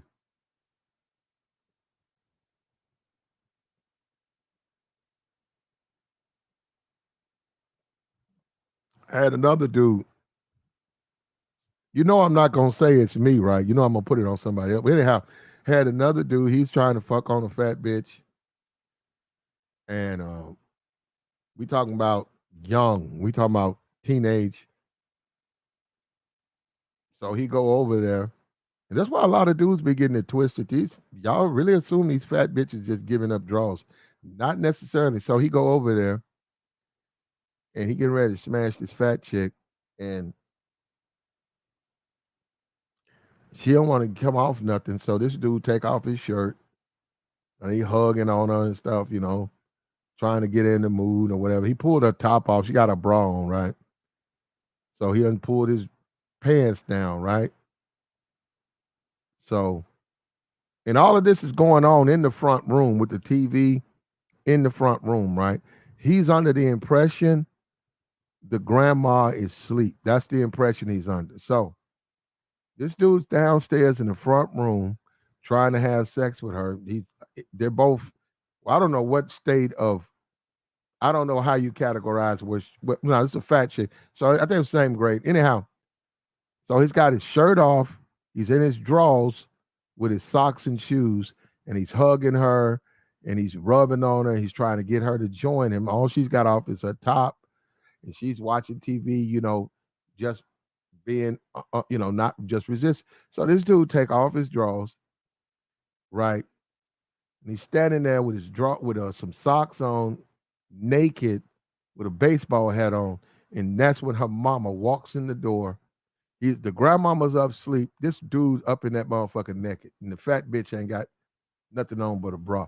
Needless to say, he was run out of the house with a fucking broom, butt ass naked, down the fucking street with a fucking what was that? A Cincinnati Reds hat, shoes, socks, no drawers. Yeah, you know that's catching the L, bro. And they didn't take it to the police or nothing, but yeah, that ran his ass down the street. And then the nigga, his money was tight, so he over there trying to get his school clothes because he like, I need them clothes. He come on back. He come on back with his apologies. He got swatted upside the head a couple times, but she gave him them clothes and told him, don't ever bring your ass back over here.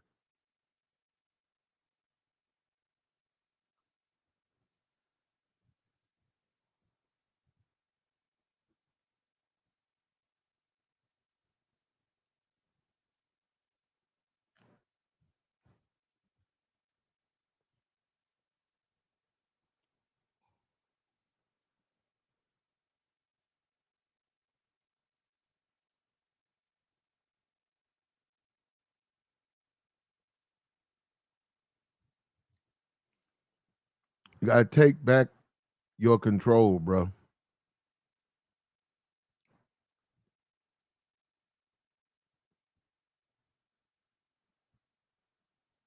Now we do have another interesting situation, right? And we still talking about this, right? But I'm wondering, what do you guys really think about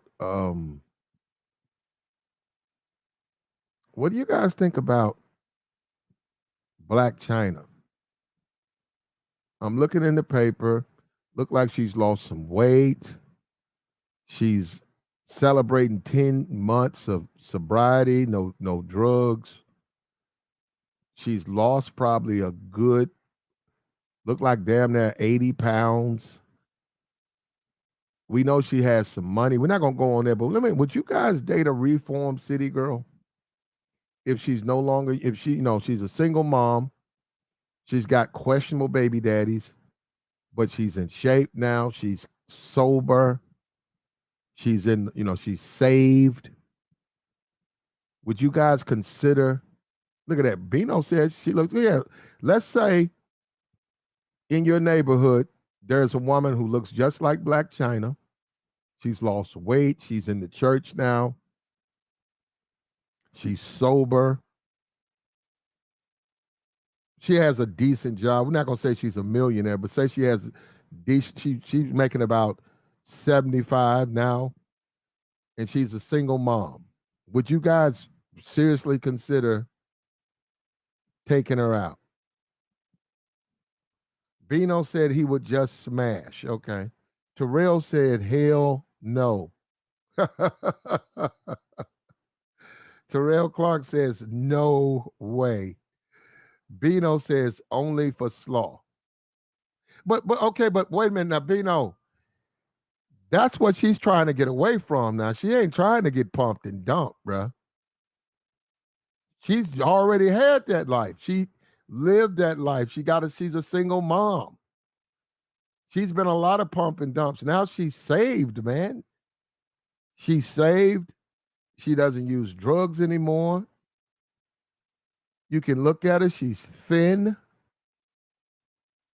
She had all of that stuff taken out, her fillers. She had all that I think her breasts are still, well, I'm glad she left them in, but the rest of it is a lot of that stuff. She had the facial stuff removed. See, I'm a weird, I guess you guys call me, I like the fish lips. I like the duck lips. I do. I don't know why, I just do. That's probably why it's a procedure because men find it attractive. Um, would you guys consider her, you know, given everything she's been through, she's a reformed city girl. Would you guys date her?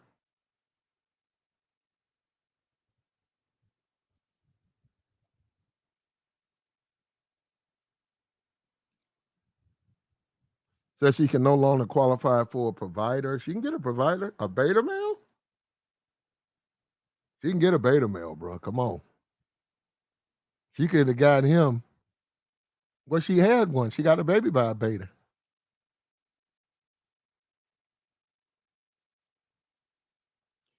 May says she's still for the streets. No thanks. I'm good over here. A lot of men would date her despite her past. A lot of betas would.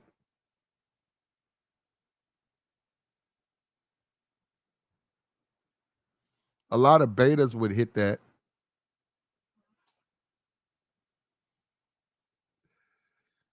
Corey said, "All y'all capping."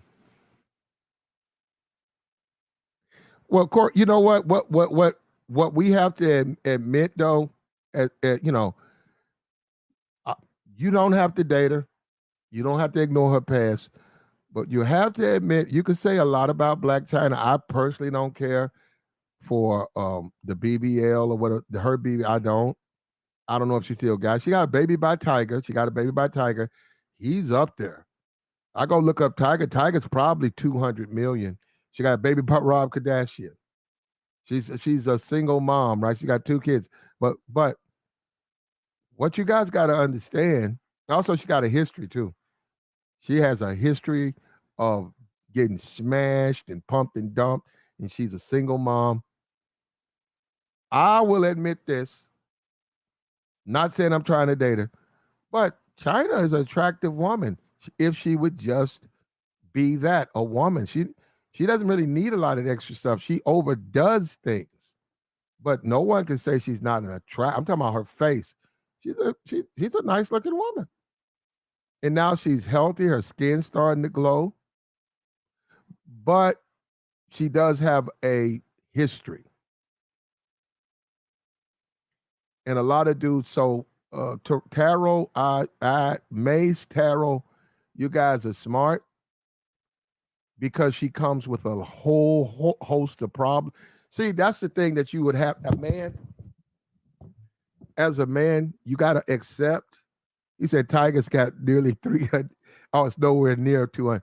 You have to go look. He ain't broke. Tiger ain't broke. He ain't broke. Tiger is not broke. So what I'm saying is you can't put she got kids by broke dudes. She don't have no kids by no broke. She got kids by what every one of these women want, a rich rapper. Well, she got one by a rich rapper, and the other one is Rob Kardashian, and he got money.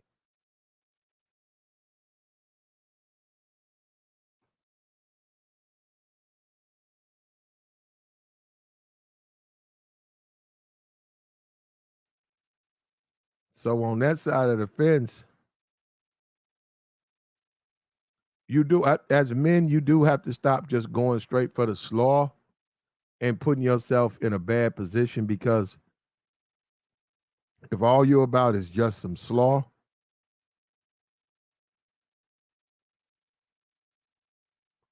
if all you're about is just some slaw, that ain't gonna work.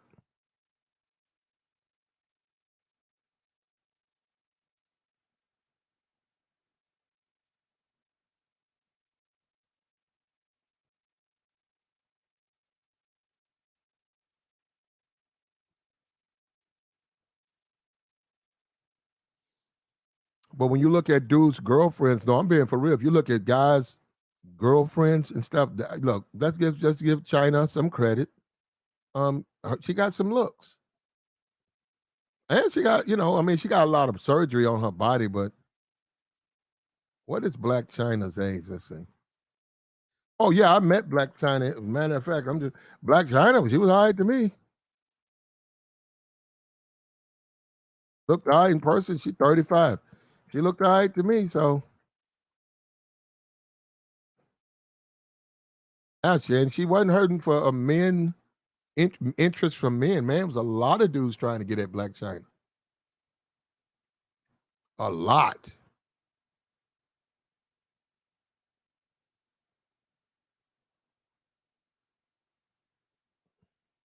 Says 10 months sober, clean eating, working out, staying in the word, the Bible, healing my mind, my body, and my soul, my inner light.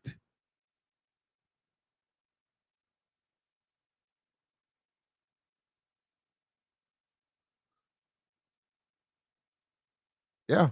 Black China is typical sisterhood in a sense. She chose to be a city girl. It worked out for her. See, that's what I'm saying. A lot of this stuff is dangerous. When Black China, she happened to meet a rapper, the Tiger dude, and she had a baby by him. He's got money. The Rob Kardashian, that was through Amber Rose. Amber Rose hooked them up. So for her, it worked out, but it does not work out for most people. It does not work out for most people.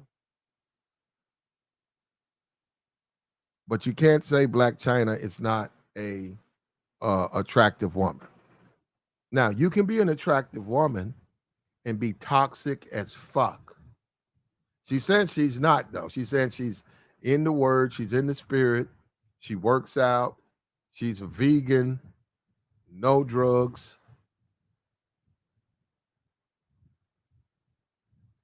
I mean, that could be a play where she's trying to get a dude to marry her. That's what this could be. She just lost that case. And maybe as a woman, she don't like the fact that, people look at her as a good woman. So now she's trying to fill those shoes.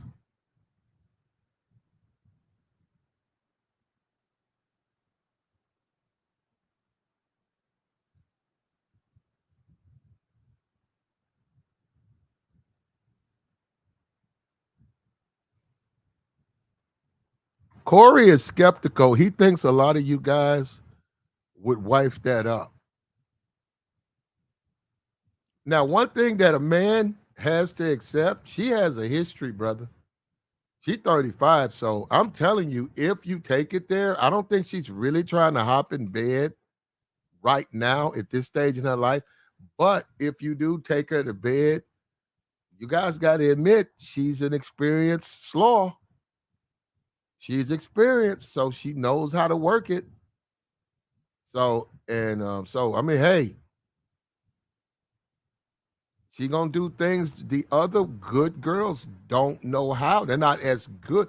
They can do what she's doing, but they're not as good as her. They ain't as good as her, brother. Because she was out there for a while. And she good if she can get Rob Kardashian. Look at Rob. She good. She was able to, as a woman, get a baby by him. So, that's some work there, bro.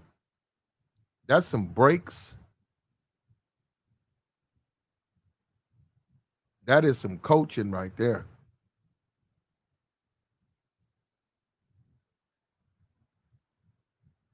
American Negro says hoes are supposed to be attractive. Nah, I've seen some ugly hoes. I've seen some money-making hoes that's very unattractive.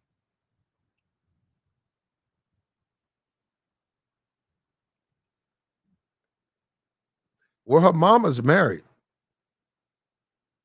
One thing you got to admit about Tokyo Tony, her mom's married, man. That's a married woman. That woman's been married, I think, 5 times.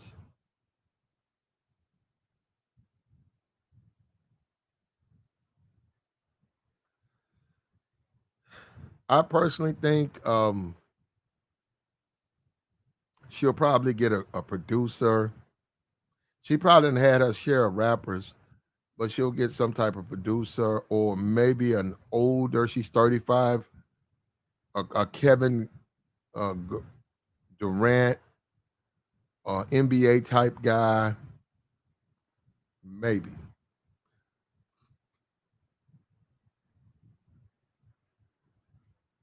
Well, would you guys deal with a woman that's in recovery? Would you guys say, hey, a woman lets you know,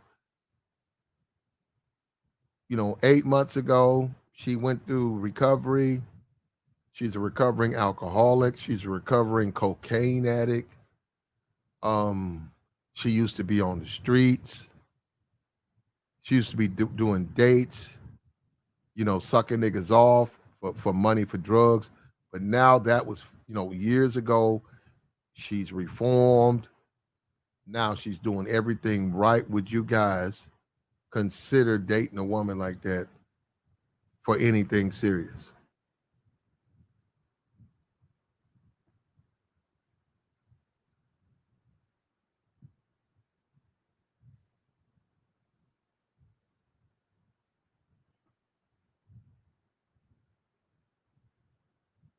Brian Brian says yes. Brian said that's a go. All of them. Okay. The Thirsto Spear. Yeah.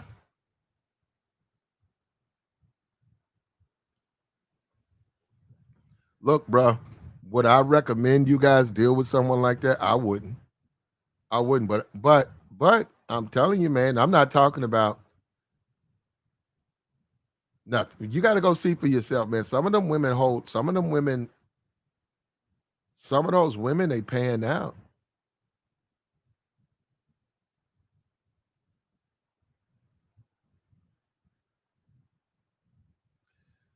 American Negro says he works in Hollywood, and yes, our mother is married, but her mother has like two different side dudes because the husband is a simp.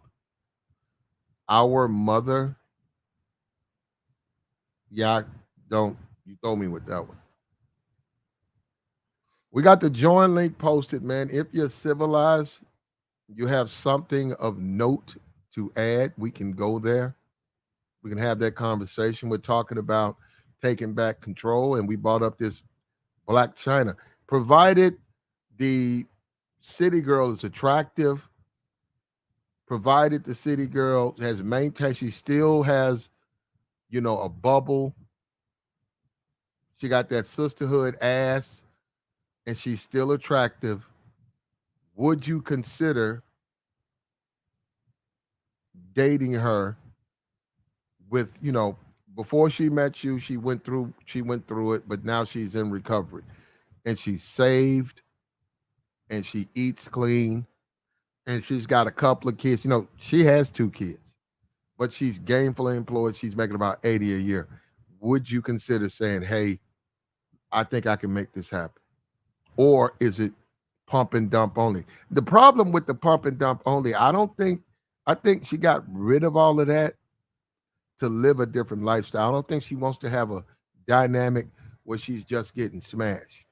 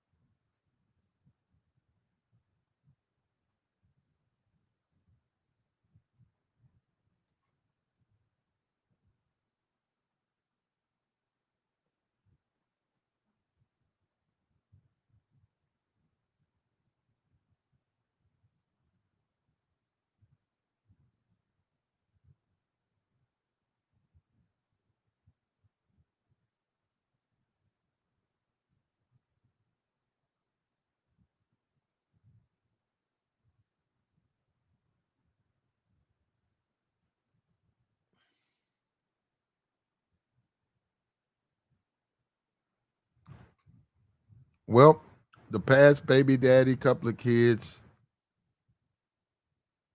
For some guys, for some guys, they might be willing to deal with that.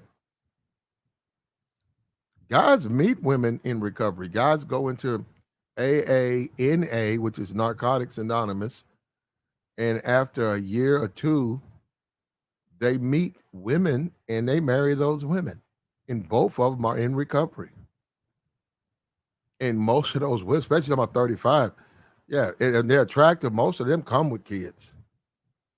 They're gonna have a couple of kids in tow, bro. You will never find attractive women busting 40 with no kids. You ain't gonna see that. You ain't gonna see it. Could it be done? Yeah, but most women are not going to stay celibate. They're not going to stay celibate like that. They're not going to say, I'm going to wait till marriage and I'm 40 years old with no, they ain't going to do that. And they're attractive. Now, if they're not attractive, it's not going to be hard. If they're not attractive, not really getting those offers. And also, what you guys got to realize, attractive, beautiful women, attractive women get a version of a man.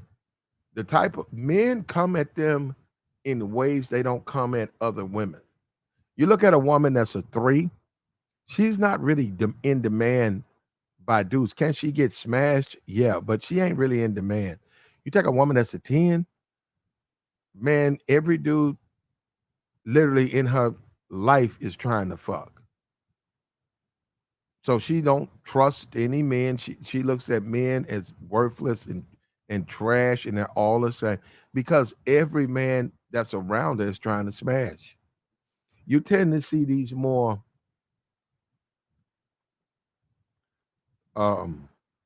understandable females when it comes to men. And I'm not saying that they're doing it to get, some of them are though. I'm not saying they're doing it to get men. The understandable females tend to be not that attractive. So therefore they see men from a different position. Many times men don't try to fuck them. Men see them as, men put them in the friend zone.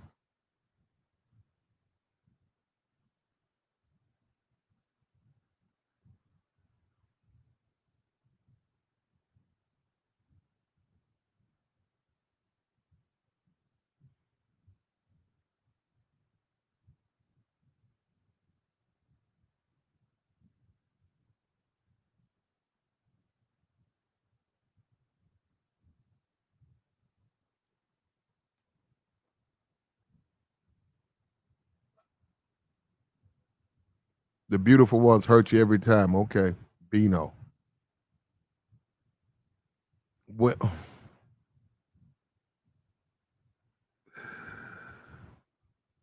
oh man, you guys. Don't do that to me, Bino. Bino brought Prince up. Y'all be trying to, I have to keep my focus, man. You guys don't, I miss Prince, man. I like Prince. I like that brother. You know, that's one of the unfortunate parts of living a life. You see people leave. And even though you don't even know these people, like you just like a Prince. I never met Prince. It's sad because you know, I mean, just like your life, in the sense that women and parties and growing up and yeah, I mean, like these people, this is music you dance to. This is music that your family played for you as a kid. You know, I'm talking about when you're a kid, I'm talking about being a kid and you're just, we're talking about nightclubs, we're talking about your brothers and sisters and your family and you're all together and they say, hey, listen to this, and you're like, who is that? And they're like, this guy's name is Prince, and this is music, and everybody's in the house, and the family is dancing and having fun. And then they pass away, man, and it's just you don't know them, but it's sad. I feel sad for Prince, man. I like that brother, and he could do what a lot of dudes. The whole point is being able to pull it off. Most men, if I tried to dress like Prince, I would they whooped the shit out of me. I wouldn't make 2 blocks up the street before motherfuckers would pull the car over and whoop my ass. If I got on some skinny boots, some lace, gloves, uh, you know, the way Prince was wearing Brazil, he was wearing gowns and shit. If I try to dress like that, I would make it 3 niggas would whoop my ass. They'd whoop them clothes out of they'd whoop I'd be naked when niggas got whooped. I wouldn't make it 5 minutes dressed like, but I had South to Prince. He pulled that shit off. He could do what most men couldn't. Men couldn't wear that shit. He could do what most men couldn't. And no, to that, man, he has my utmost respect because that's what the game is all about, man. It ain't about wearing women's clothes, but it is about being able to be uniquely and women love well, Bunny's in the chat. Women love some Prince. Woo, they love Prince. They love Prince. White women love Prince. Black women love Prince. And all Prince's all his bitches was bad. And Prince, his movie come out under whatever now the Purple Rain, and Prince fucking both of the chicks, Wendy and Lisa. He fucking both of them. This a black man slowing out his band members. Sheena Easton, he smashed Sheena Easton. All them hoes wanted to fuck Prince, bruh. Y'all playing with it, man. Prince is that dude, man. Prince walk up in the spot, your bitch just forgot about you, man. Prince walk up in there. I ain't never seen a bitch didn't like Prince. What you see now, I think Tank, Tyrese, Chris Brown, even Chris Brown, they can get a lot of women open. They can't get them all open, though. They can't get them all open. Bitches still be sitting down. Bitches be leaving while them niggas coming in. Bitches be leaving, going home. Man, that don't happen to Prince, man. That don't happen to Prince. If all the bitches staying, all the bitches is on go. And that nigga sitting up there with a gown. He got on jeans, a gown, and a jacket over the gown. So it looked like it's not a gown, but it is a gown. And he got on some lace gloves and some high heels. Prince could do what most people, yeah. Nah, I couldn't do that, bro. I could not do that.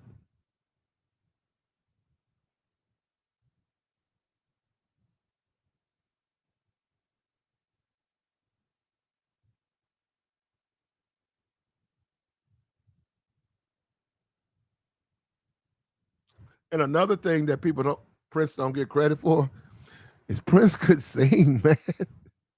Not only could he play all his music, his instrument, but Prince could sing his ass off. And he could write. It's so many #1 hits that Prince wrote. People don't even know about it.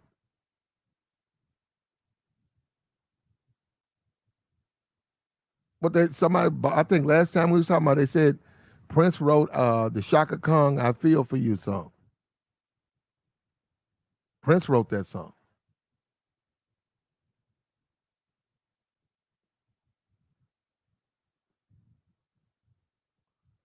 Prince wrote a whole bunch of hits. He wrote a bunch of hits for whites. Prince could sing, man. And Prince was a cool dude, man. He wasn't no hater. He wasn't a hater, bro. He was a real regular nigga, man.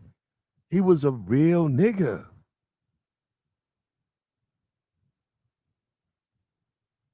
He didn't try to rap. When rap came out, Prince went out here trying to rap.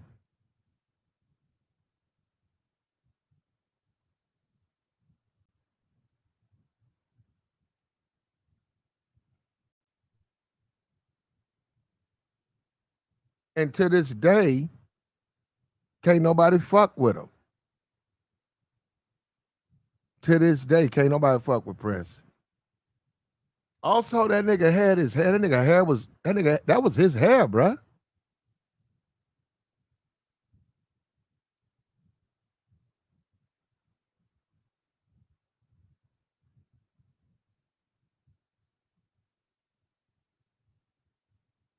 That shit take time too, bro. You gotta take time, get your hair. You gotta have a bad bitch. See, start with with a woman to a certain degree. You gotta have a bitch that's gonna braid your shit up, bro. That's gonna grease your scalp and braid your shit. It'll grow. Let her keep greasing. Let her keep putting it in there. It'll grow. It'll grow. Let her keep putting that in there. Just keep braiding it, greasing it, undoing it, greasing it. And women do. Prince had that. Prince broke into the game with long hair.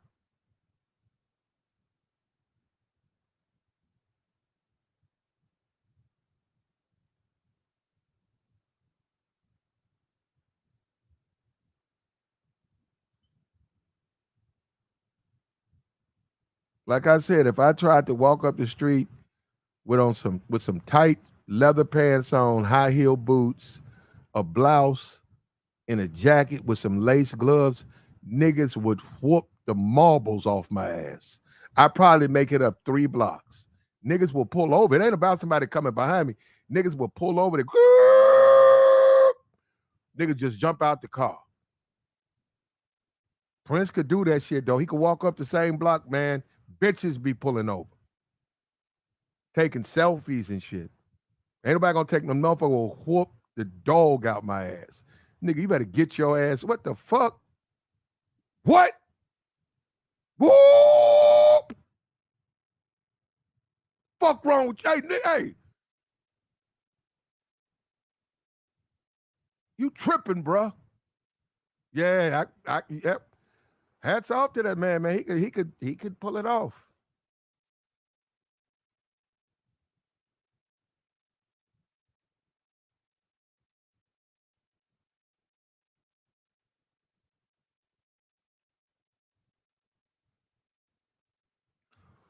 What's up with you, Brownie?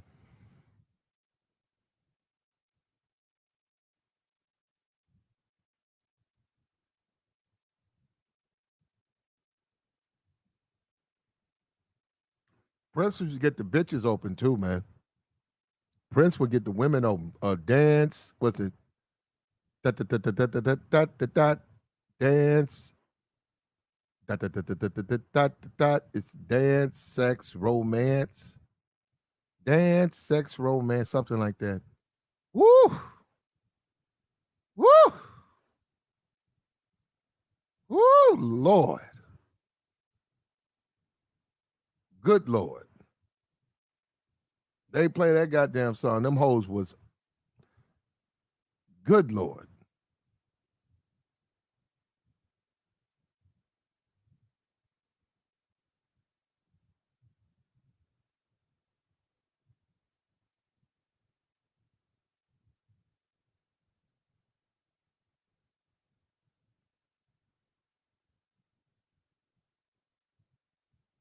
My favorite Prince song was Computer Love. I think its name was it. I think it's what is. I think it's Computer. I think it's Computer Love by Prince. By Prince. I gotta go look it up, man, because now you guys got me digging into traits. It was in It was in Purple Rain. Nah, it was in Purple Rain. Man, you know what? You guys, bruh, talking about some Zap. Nigga, no. Prince had a song called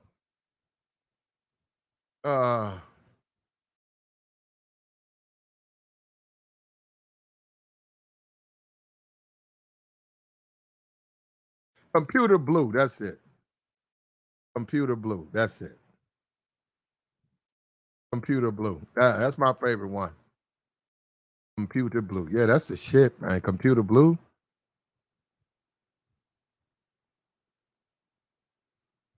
Computer Blue. Thank you, TD. Computer Blue, man, you know. And I'm gonna be for real, man. If you don't like, if you well, see, you guys, Prince is dead, and you guys are younger. But I'm sorry, man. If you didn't like Prince, you was a hating ass nigga, man. Because who didn't like Prince? Now, Prince had an extreme appeal to mix people of mixed race. Now, Prince was not a mixed man.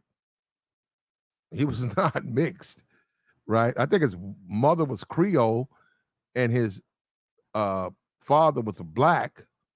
So people interpreted, I think he just put it out like that. But Prince was not a mixed man. But mixed dudes, man, that was their boy, Prince. They love some Prince, bro.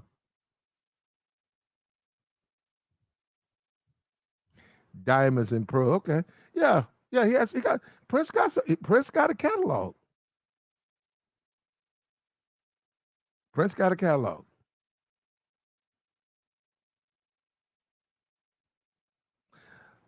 No, his mother was Creole, not white. Yeah, she was Creole.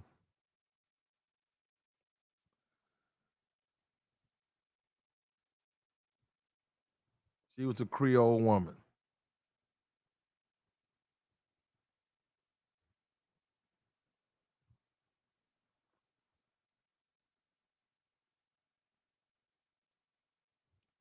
Diamond and Pearls is cool. Man, I like Prince.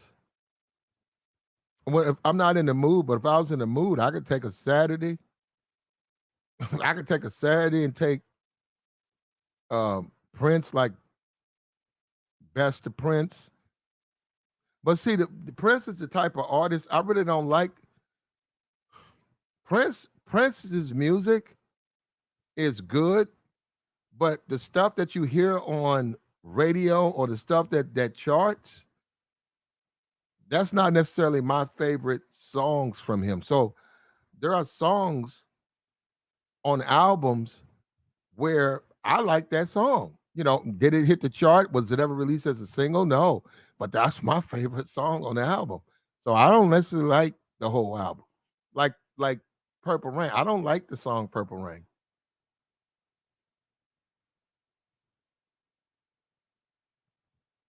It's before your time, Brownie. Don't worry about it.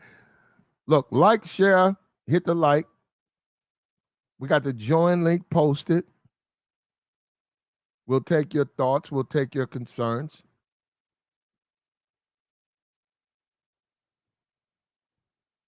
If you're civilized, you're welcome to join. If you are drunk, if you're mentally ill, you know, we're going to have to get rid of you.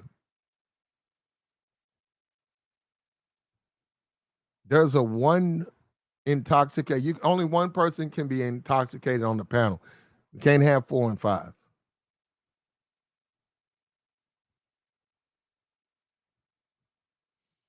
We got Reform City Girl. Are you going? Would you be interested in Reform City Girl?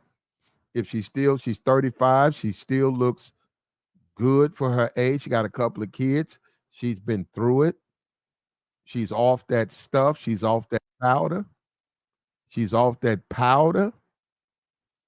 Would you be willing to start a relationship if she's maybe, you know, she's clean, she's sober, she's saved, she's reading Bible verses, she's a single mom, but when it comes to the bedroom, brother, you getting all of that experience, bro. Woo! She's blowing your mind in bed. Would you be willing to deal with a reformed city girl?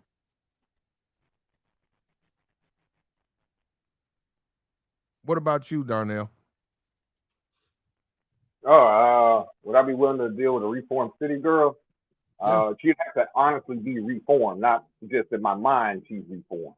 Well, yeah, Or she says she's reformed. She's 10 months sober. You can look at her. She doesn't eat meat. She's vegan. She's saved. She worships, you know, she goes to church. And that's what, yeah, she's 35. She's got 2 kids. She's 35. Would you be willing? You can see her arms. Clearly, she's been working out. Would you be willing to have a meaningful relationship knowing that she's got pookies in her past and she was a whole city girl? She was a twerky chick and she was getting fucked on and swallowing niggas in and out limos and all of that. But now she's changed. Would you accept it? Probably not. Nothing wrong with that. Yeah.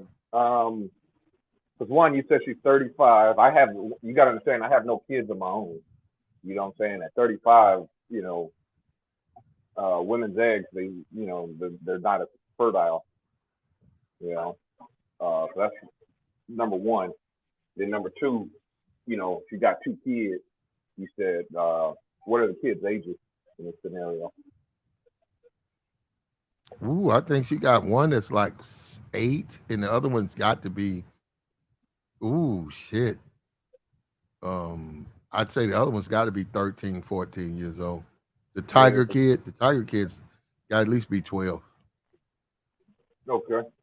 I mean, it's one of those things like, you know, and I don't know if there's any step parents in the chat, but, you know, being a step parent is it's rough.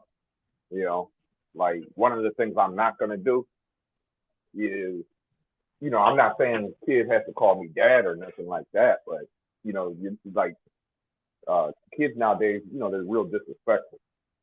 You know, I mean, they were my day. Hell, I was, you know, when my dad was dating after my mom left, you know, I ain't gonna lie. You know what I mean? I used to be a kind of a dick too, you know, when I was a little kid.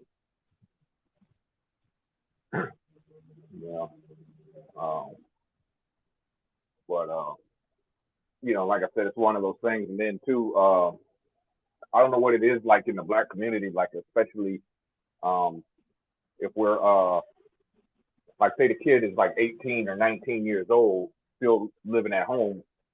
Like if I was with a woman, if he ain't got no job, he ain't going to college, he ain't gonna live there. He ain't gonna live with me. You know what I'm saying? I don't take care of no grown ass man. I got you. Yeah. Well, unless he's disabled. Disability is another thing. What if the Reform City girl was more attractive than the other women on the market who were not going through it, but they weren't that attractive? If the city girl was more attractive than the other women on the market, like I said, more than likely the answer would probably still be no. Okay. I got you, bro. Yeah. What about a woman in general who's coming out of recovery? Would you be interested? Yes, but again, it has to be real So recovery. so if a woman went through Narcotics Anonymous, she goes through the narcotics program and she has a year sobriety. Mhm. And she's attractive woman, very attractive woman, right? Mhm. And you gotta okay, this is what I'm saying. What guys gotta understand. Look, I'm not saying you should date women like this. I'm just simply saying take this into a consideration. Yeah. If she weren't a recovering addict, if she wasn't, she probably wouldn't fuck with you ever. But because she's went through that and she's recovering, and like you, a lot of men don't want to date a woman like that because she's upfront with what she's about. She's upfront. Yeah. Hey, I am a coke. I used to be hooked on cocaine. I went through recovery. That was a year ago, and I'm done with that. And every day I wake up and and I go to meetings 3 times a week. I'm gonna turn your fire down. All right. Sorry about that. I'm listening. Yeah.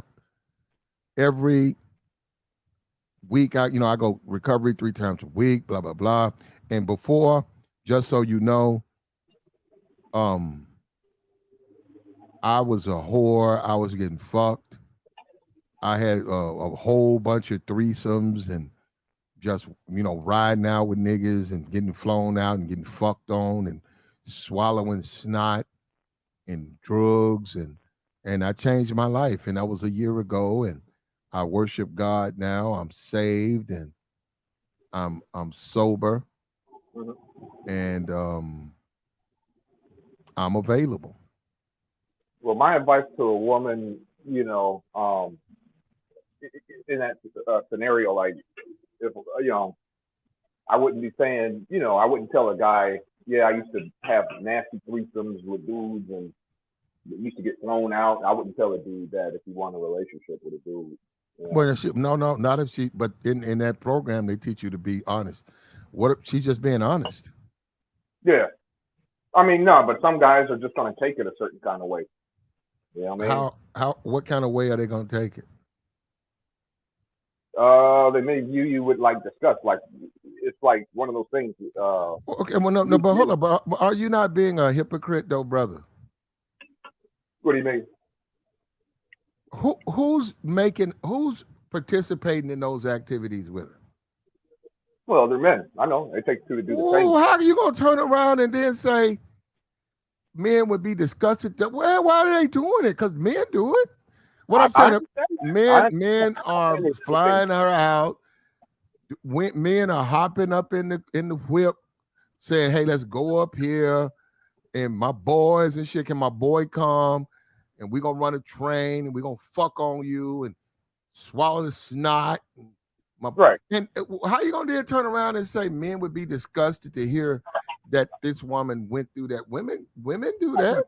I said some men would be disgusted. Some men will be may have some insecurity. I mean, you're a man. You already know, like there's the old saying, when it comes to men, we don't want to know a woman's past. I don't want to know if you're playing, keep it on the low. Yeah, some men are just insecure. I mean, I'm not saying it's good or bad. I'm just saying, just in general. And you know what I'm talking. I mean, you're a man. You know what I'm talking about. Well, I'm not insecure about that. I know women be getting fucked on. I know they be getting fucked on. Yeah, we all do, but we don't like. Well, I don't hold it against them though, brother. I just look at it like, hey, well, I met you now. If you 35 with 2 kids and you was in the streets, you was stripping, mm-hmm. You got a baby by a rapper, you out there in the streets, you getting fucked. I can't turn around and tell that woman, well, I don't like you now because you got a high body count. Well, no. And women, they're supposed to tell the truth. Women are supposed, man, I want the woman to tell me the truth. You did what? You sucked the nigga you don't know off in an airplane bathroom? Mm-hmm. You was a little bit drunk? Okay. What else? You got something else to tell me? Yeah. Well, I mean, like I said, when you went to Cleveland, you let 2 niggas fuck you at the hotel. You don't even know who they were. Hey. All right. I'm like, okay, I'm listening. You got a lot. You remember a lot. Yeah. I'm not gonna turn around and get mad at the woman though and break the relationship up, man. That's something y'all got to work through, man. That's something. Hey, we got to work through this. I'm not saying you would. All I'm saying is this. You do know what I'm talking about. There are guys out there. They don't want to know a woman's past. They don't want to think about it. They don't want it in their head. Well, that's a fool. Yeah. Oh, I agree with you. It's just, man, when you with your woman, y'all kicked it on a Saturday. Yeah.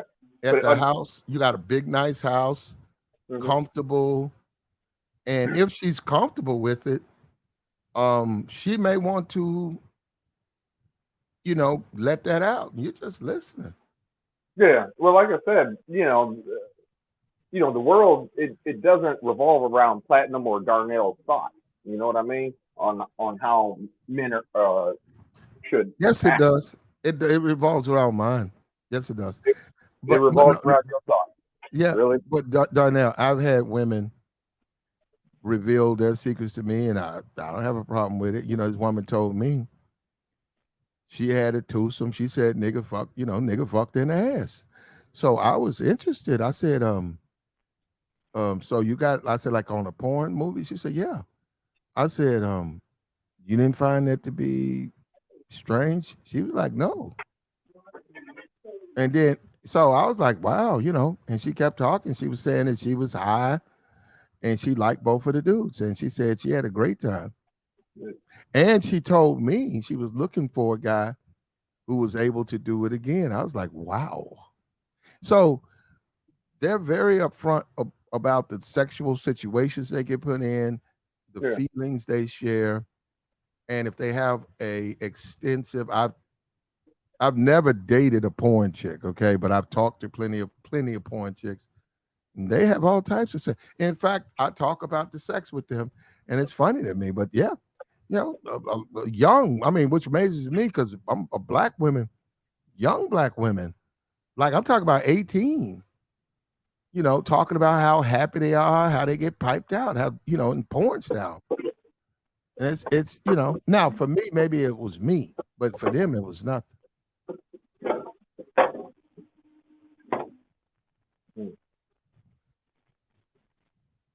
Well, I mean, like I said, I mean that's great that you're confident and you don't have any insecurities. I'm just saying, just in general. I don't think that's insecure. I don't think that's insecure. I think that's a guy who wants to blind himself to the real world.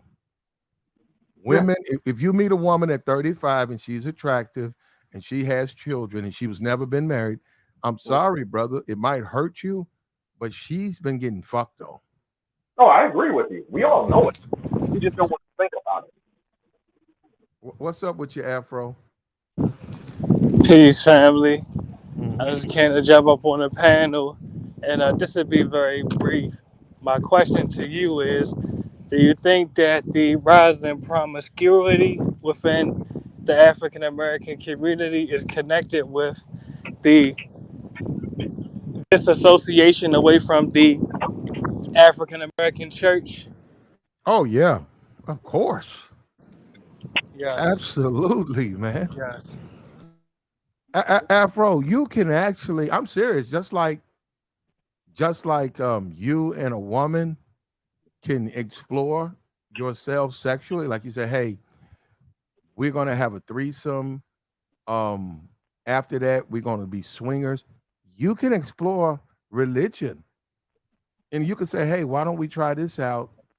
This faith. Let's practice this faith. This is what the Bible says, or this is what Islam teaches. Why not? What's the difference? You don't have to be pagan. You don't have to be savage. You don't have to choose something. What I'm saying, we brag, we talk about let's go to the most extreme. You can also be reserved, just like you got nuns. I wouldn't go that far, but I'm just saying. Yes. It's up to an individual to be with that person. Now, what do you think about someone who's recovered? We got Black China, who's 10 months sober. She's sanctified. We saw her get her baptism. Look, she's obviously getting it, she's watching what she eats, she's working out. Yeah, that's good.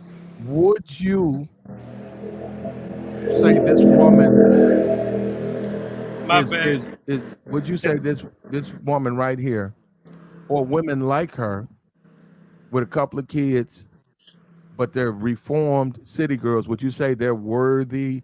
Men should look at them as worthy participants in the dating scene? I'm gonna be honest with you, because I see it in real life, and I don't even live in the U.S., so I live in Latin America, so this is not just a epidemic in the U.S. My response to your question is, whether I see them as formidable mates or not, in real life, I'm seeing a lot of men, some broke, some not broke, some got kids, some don't. A lot of them really is trying to wife women like you describing right here in real life. So whether I Mhm. would do it or not, it don't matter because it's another man that will. Keeping it real. Mhm. Okay, well, one thing I can say about women like Black China, Oh, I especially, apologize. Can I say one more thing? I yeah, apologize. go ahead, Now, brother. if it was my son, would I recommend it? Hmm. Honestly, no. But if it was my daughter and she lost her way, that means I failed as a father, first of all. But if she lost her way and then wanted to come back home and wanted to reform herself, I would hope that it would be a man out there that's forgiving, that, you feel me, she could build a family with. Well, So I gotta keep it real. I follow you on that, but I'll say one thing about these women, and I'll go back to even Russell Wilson. Um, we saw Russell's first wife. We see Sierra. We don't see them behind closed doors, right? It's none of our business. But, and I think this is why Russell is so fucking. Uh oh. Can you hear me? Yes, I can hear you. Yeah, we're here. You good. We had a power flop down here. This is. I think we might. Somebody might have hit a pole, so we'll see if I stay up. But Russell Wilson, he's crazy about Sierra, right? A lot of times when you have a square type dude with those women from the streets where they've honed their skills, I mean like their oral sex and the you know, they know how to ride niggas, they know how to ride you into the mattress and stuff, and they're very good at it, right? And they get on a square, it's mind blowing. So what I'm saying, one thing I would say about her, I get the part about uh um drug or whatever, but she's not in there for, but she's gotten away from all that. But I'm telling you, whoever, if it's a pastor, if it's a square, sexually, he is going to be more than satisfied with her, as opposed to say a regular chick. Regular chicks are just not going to be able to throw it like she can throw it. Yeah, but it's not that simple though, because and I think I might have cut you out before you was gonna get to this part. Whether or not sexually, you might be impressed by the woman. That's only really you're not even gonna be thinking about that once the negativity that she brings comes to you. If she's gonna bring some negativity, and man, and that's the part that I was just speaking about. Now, would I recommend my son to a woman like this who might relapse back into all her negative ways? Mm-hmm. No, I could never do it. Oh, I got you on that, but I'm just saying that when once these women rise out of that street world, right? We know what she was. She was in the rap. She got two babies by rappers.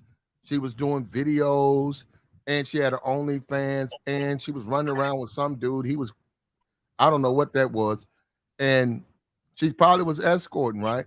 Now she says she's done with that. She says she's closed the pages on that. Now, and let's accept that she has, right? I'm saying if a regular dude who doesn't live like that runs across her and she's clean, she's sober, she's saved, she's a wonderful mom in front of him.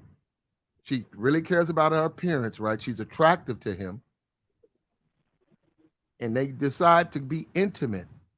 She's literally going to blow his fucking socks off like no other woman. That's what I'm Yeah, saying. yeah, I get your point. Yeah, because they do have that experience, man. So, and they will, hey, they're recovering now, but when it comes to bed, they're gonna take their time. They're gonna make sure that you're happy. And so they do have that feather in their cap.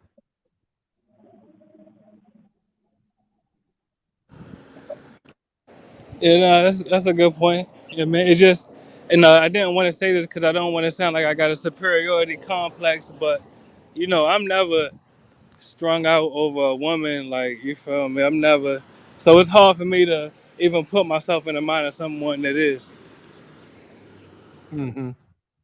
Well, you're right, brother. You said it right. It should never be about the woman. It's about you, and the woman is merely a part of your life.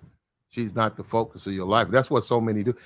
Brother, right now, we got a guy. He just, unfortunately, he deleted his girlfriend, and he's finna spend 25 years in prison because he made the woman the focus of his life.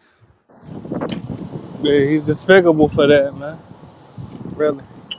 But as men, like you say, you teach your son. As men, we have to teach our children that people, it does hurt. Look, what this is what I've told kids, right? This is what I've told them. It's supposed to hurt because you're human. We Yeah. love, we love. That's a part of the way we are. But we also have to understand that that's a part of our life. So we just like the sun and there's rain. What you're going through now is a rainy season. You'll be okay. It's supposed to hurt. Let it hurt. Know that person is not going to return.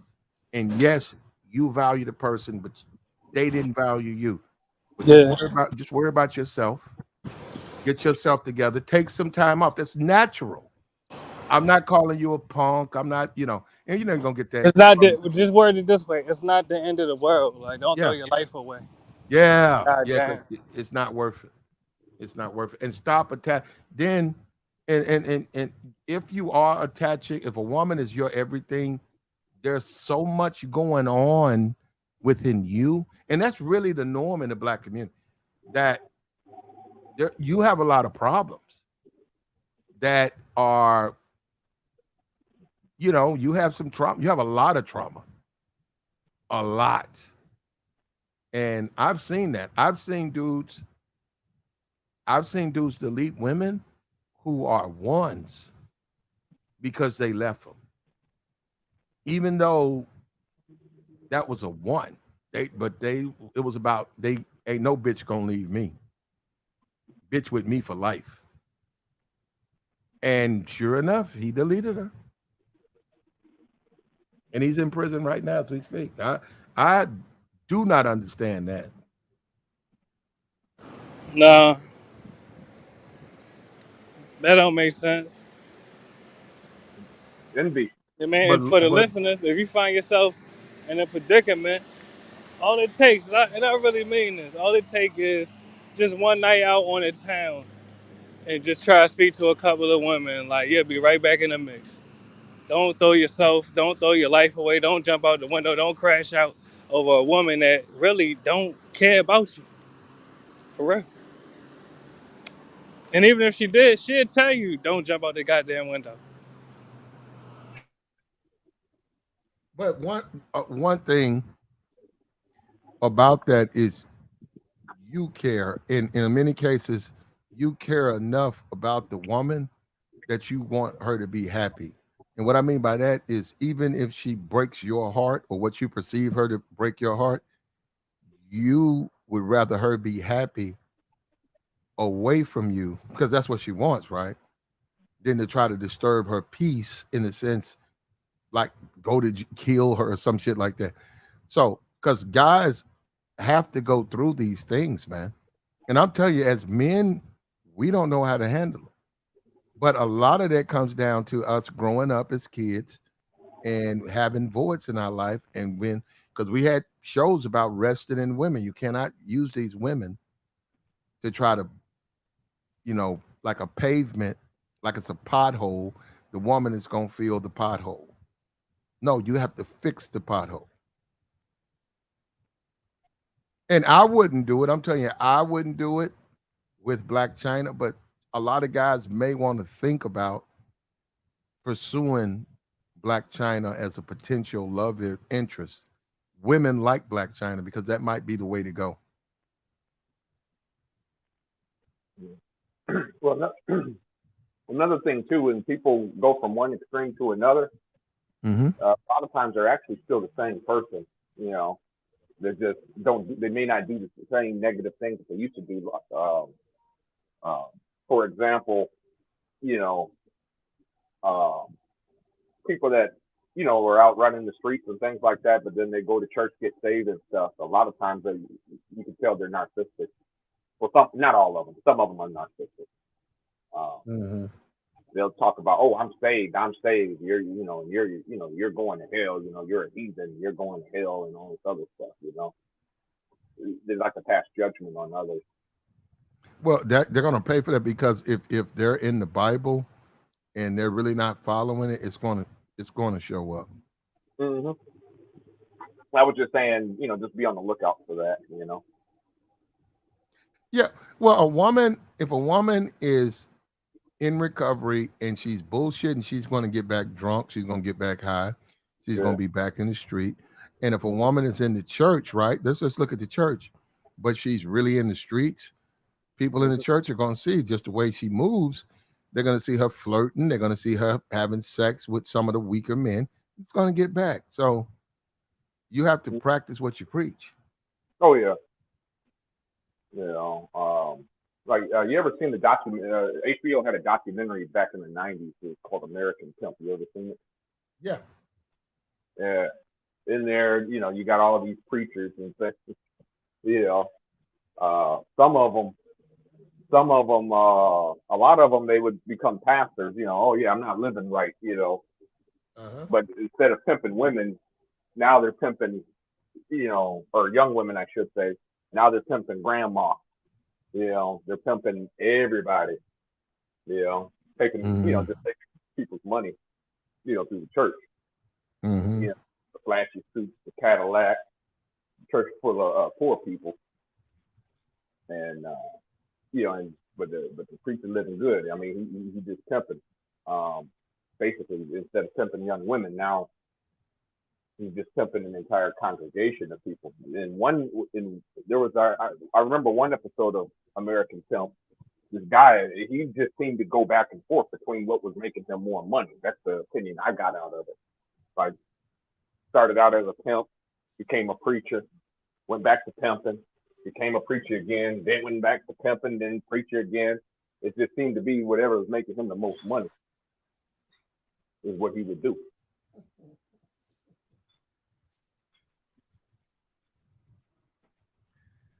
Like the stream, bruh. Hit the like.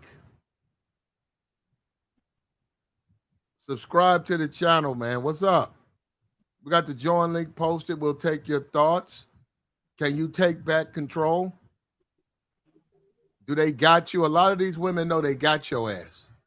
They know all they got to do is send you a little photo, send you a selfie with a condom, and you coming. Some booty shorts on. And I have to admit, that is quite stressing. That's an issue of a decision if she's got on her booty shorts and she got the Magnum in her hand and she's like, pull up. I'm like, what? Yes. Where? You know what I'm saying?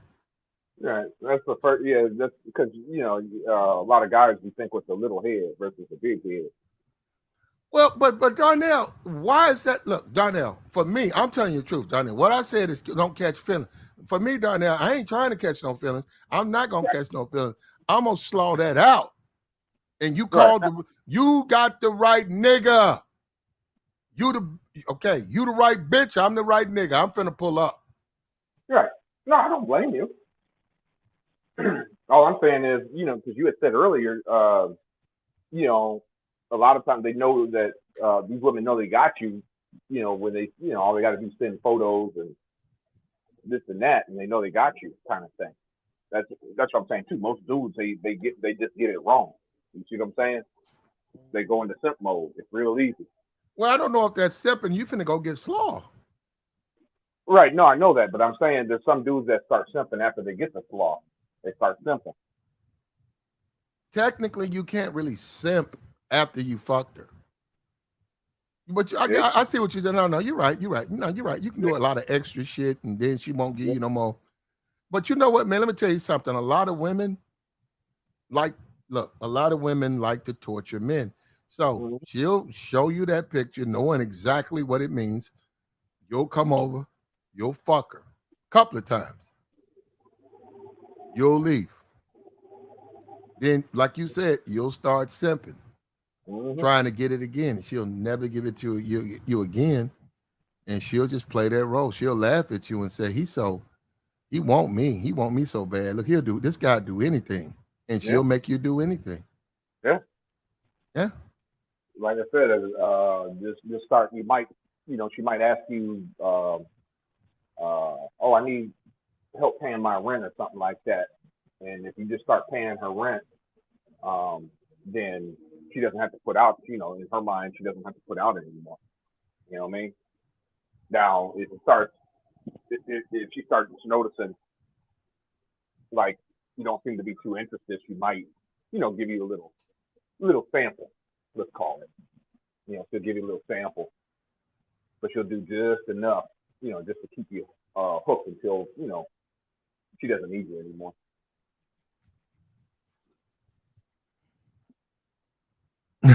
Well, that's pretty much all of them, man. Yeah. Oh, bro. You got to take back control. You can't be weak, man. No, I agree. I agree with that statement 100%. You can't be weak. But Darnell, you can't deny big, thick thighs. She got a lot. Are you a big tattoo fan? No. Yeah, I ain't really into the tattoos.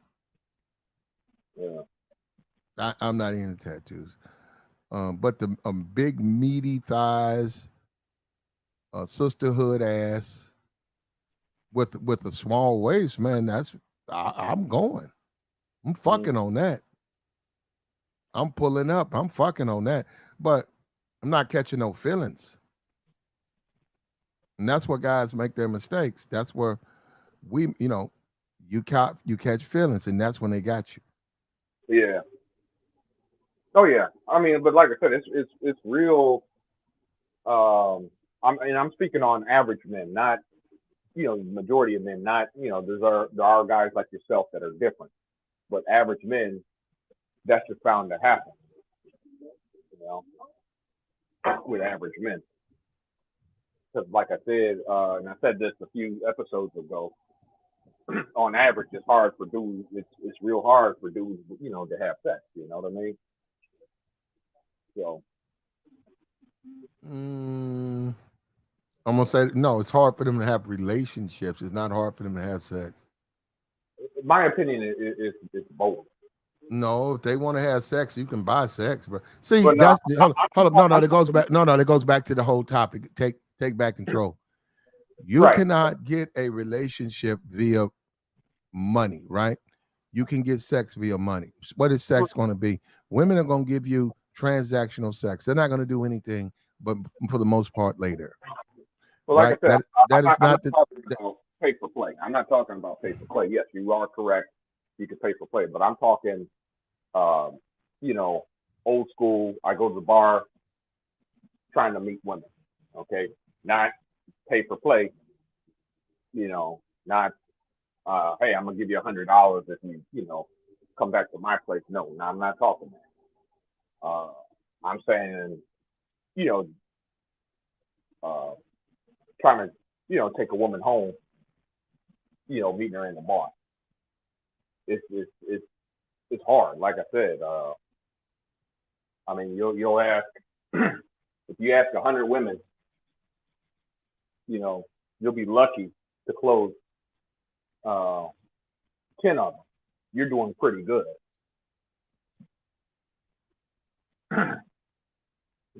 Set that to chicken. You got it on second pork. You set the meat, the mama with chicken. No, it's a poultry. Oh, dear. Oh, okay. I'm sorry. I thought that. Yeah, that's good. Who was that, Darnell? My brother. Right. That's your who? My brother. That was your brother? Yeah. Okay. It didn't sound like a guy. Yeah. Well, I trust you, brother. Yeah. Yeah. Okay, so all right, yeah, this ain't done yet. Yeah. That's so good. Yeah, that's 129 degrees. You want it 150 degrees. What does it take to eat? 150? 150. Your brother's cooking for you, Darnell? Well, I mean, we cook for each other. Yeah, you got to move out the desert, brother.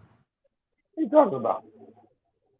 It's time for you to come on Well, to Vegas, bro. Come on to Vegas. You out there and get him. Come on to Vegas, bro. Pack a backpack, put a couple of pair of, just put you a weekend and don't even pack a suitcase, pack a backpack and come to Vegas, bro. Well, my brother's a special needs adult, so like, You don't need to be cooking soups and shit with your brother. You need to be out here stirring these bitches up, fucking well, on these bitches. well, I gotta eat, bro. Yeah, and they'll cook you a fucking chicken, bro. After you slaw them out. Yeah, you out that desert sand got you fucked up, bro. You getting it in your beard, and your ears, and your brain, bro. Yeah, that heat got you fucked up. Yeah, well, the heat is it is hot. We are going through a heat wave.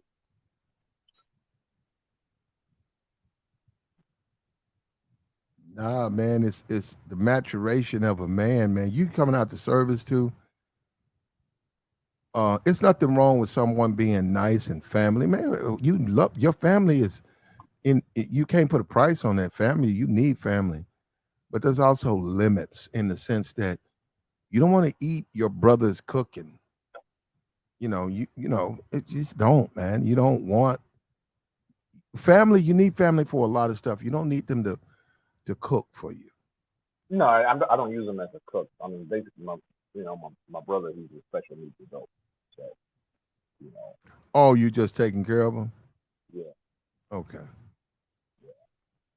I got you, brother. I mean, he can do a lot, so. No, I got you. So the women who come into your life, do they meet him? Some of them have, yeah. Yeah. Yeah. So as a man, we have to make decisions in our lives, brother.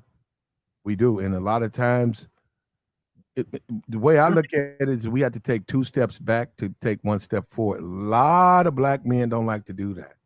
Mhm. But if you serious in the dating game, unless you're dealing with older white chicks, you're gonna struggle mightily with black women, and you have a special needs person in your life.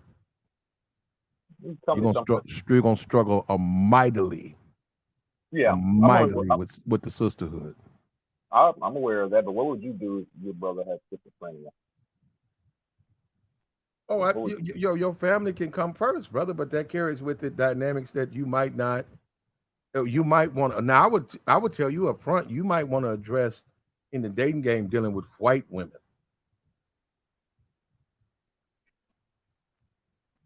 I scratched the sisterhood off my list because when it comes to they just look, man. Let's be for real. I'm talking about these under 30. They're not compassionate, brother. Yeah. They're not compassionate. They don't understand how to assimilate in a family like that. They don't. I deal with white chicks. And what we don't accept, I don't know why. If you get on Tinder, if you get on all of these dating apps, yeah, it's black people on there. But man, when you open it up like you allow white women and stuff, literally your phone gonna burn up because it's just so much more white women than black women that are single, that are looking for a man. Mm-hmm. And when you start talking about them, the right one of them, you can introduce special need family member into the relationship.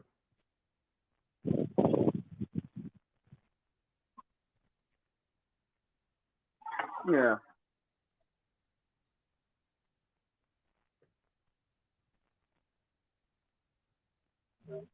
But yeah, like I said, it's like one of those things, he's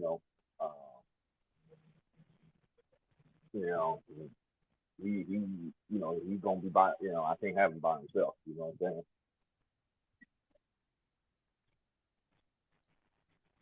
That's fine, bro. But that comes with the consequences, right? Yep. Yeah. And I personally think your location is gonna hold you back. You gotta get out that desert. No, I mean, like I said, Phoenix is growing, man. I mean, we just overtook Philadelphia for the fifth largest city of the United States. Yeah, but you in the sands of Phoenix. Yeah. That's not what they mean.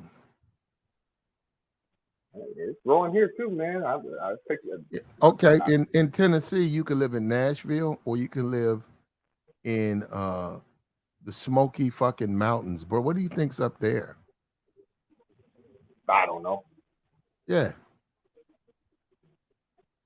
Bumblebees and rednecks. That's about it. You think that's what you're looking for? How close are you to the nearest major city? I'm not in the Smoky Mountains. I'm just simply saying No, I wasn't saying you, but I'm in a city. But what I'm saying is you're but how living far are the Smoky Mountains from the nearest major city? from me. Oh shit, they're up there. About you talking about what's that, Galveston and all of that shit? I can look it up, but no, I don't, No, okay. No, you don't have to trouble yourself. I was just curious, like if it's too far from a major city, then I'd be like, nah, you know what I mean? Because of, I'm young, I'm in my 30s, but I'm still somewhat young and I'm single. You know what I mean? It is nice to have a nightlife, be able to go out and stuff like that. But like, I like where I'm at because, like I said, I'm just 10 miles away, man. Just 10 miles from downtown. If I want to go to Scottsdale or Snobsdale, as I like to call it, I'm about 45 minutes away from there. Tempe, Mill Ave. I'm, where all the college kids like to party and stuff. I'm less than an hour away. College slaw. College slaw. That's the best slaw. Yeah. Tight little college pussy, bro. And I'm a different dude. I see a lot of people don't like the track and field. I like track and field. I like the women. I like that. I like when women can jump hurdles and run the 100. I like that. I'm sorry, maybe I'm different. In our community, we just respected those women, and they've never been fat. I know guys talk about volleyball and stuff. I have a problem with that, but I'm just saying track and field, to me, I like the women that, all of them. I like all of them that run track and field. The white ones, the foreign ones, the black ones. Yeah, because they're in great shape.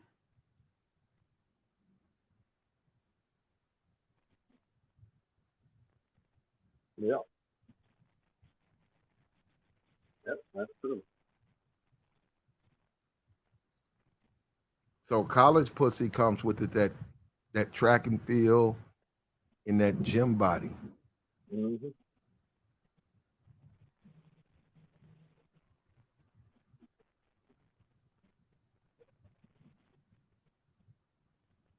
You got to take back control, man. You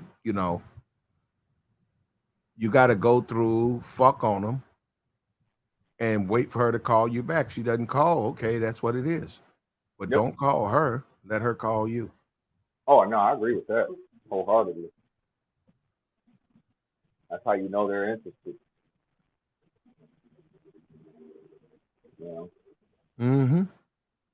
Most guys are afraid to do that. Yeah.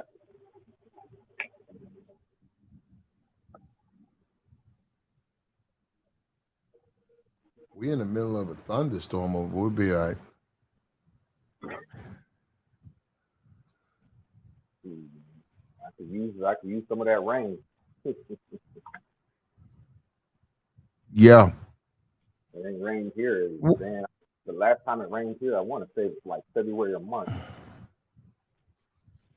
Mm-hmm. Shout out to Joey. He blessed the super chat. We appreciate it, brother. Like, share the stream, man. Bless the super chat. Support the platform. Hit the cash app.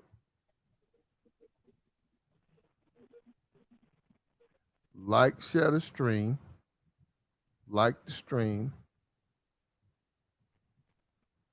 Support the channel.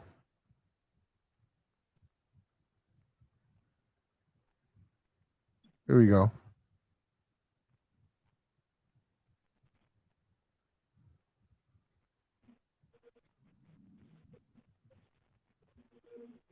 It's Tuesday, man.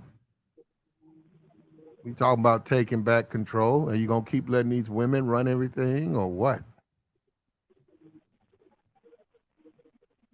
Who me? No, I'm just talking about our society, man. Guys, are Oh, you gonna let these women run everything? You look at all the day naps, women have the power. You look at yeah. pretty privilege, right? They Mhm. have the power. Yeah. That's I our mean, society now. what it takes is, you need enough men. I'm not saying boycott, but you know, I am gonna say like you just need enough men to stop, Googling and awing over these, all these women. You just got to stop it. That's how they got the power. You just look, Mm, I mean, think about it. I don't think you'll be able to do that. Do what? Yeah, I don't think we're gonna be able to stop men from oogling women. No, you're not. But I was just saying, but just pretend in a fantasy world that we did. Like I said, literally have no power, man. Matter of fact, I was watching Kendra G the other day. Matter of fact, on her Facebook, she got this one. I mean, this. So I started laughing at first, man, because it seemed funny. But anyway, long story short, she got she had a fortune teller on the show. You know, and for the record, I don't believe in fortune telling. It's a scam. But anyway, she had a fortune teller. Had this black woman. Now she was attractive looking, 36-year-old black woman, uh, career oriented woman, and she was asked a question.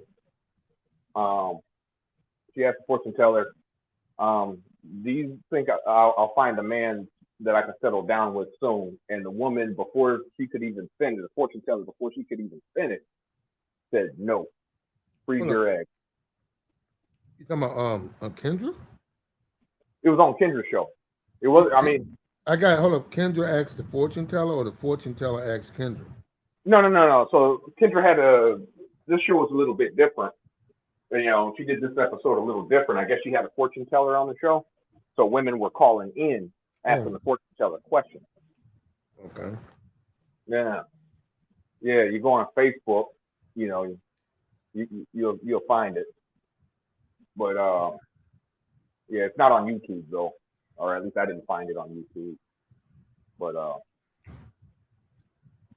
yeah, this woman, at first it was kind of funny, man. She was like, "No, you're not gonna find a dude, you know, that fast. You need to freeze your egg, you know." And this woman, at first, I mean, it was just kind of funny at first, man. But then it kind of turned sad, man. You just see the look in this woman's face. Like I said, she was an attractive looking woman too. She was very attractive. Well, if you listen to that, I mean, Yeah. No, you might be. she started breaking down crying though. Well, I mean, she did maintain herself, but you could just see her trying to, start to break down crying though. She's wiping her eyes, trying to keep the tears coming out. She's choking back those tears. It Well, wasn't. the truth is the truth, man. You can either take it or not. Yeah. Whether you cry about it ain't gonna change. The truth is, whether you cry, it's gonna be the truth, Mm-hmm. or whether you accept it, it's gonna be the truth. But my point is, like I said, for whatever reason, I don't know why, but men weren't oogling over her, for whatever reason, and reality just set in, and that's why I'm saying, If you just stop doing that, you're not paying them no attention. You know what I mean? Well, They're gonna take. it's always gonna be a thirsty simp out there, bro. So Oh yeah, women you're ain't right. really got to worry about that because you cannot pay them attention, but it'll be 15 simps that will. Oh no, I agree. But I said, like I said earlier, dream world where there was a zero cell. You know, which yeah, you're right. That's not going to happen. But again, in fantasy land, just pretend. But all I'm saying is, once you do that, my opinion, women come back down to earth. You know, as reality steps in.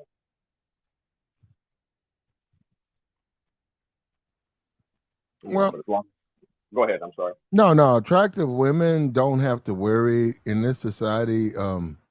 All attractive woman need is a social media account, and Yeah. she'll get thirst from Africa. She'll get thirst from Egypt, thirst from all over. It'll be thirsty dudes wanting to be with her. Well, the guys from Africa, they're not going to want to take them seriously because the majority of them, they're just looking for a green card, and a lot of times the women knows it.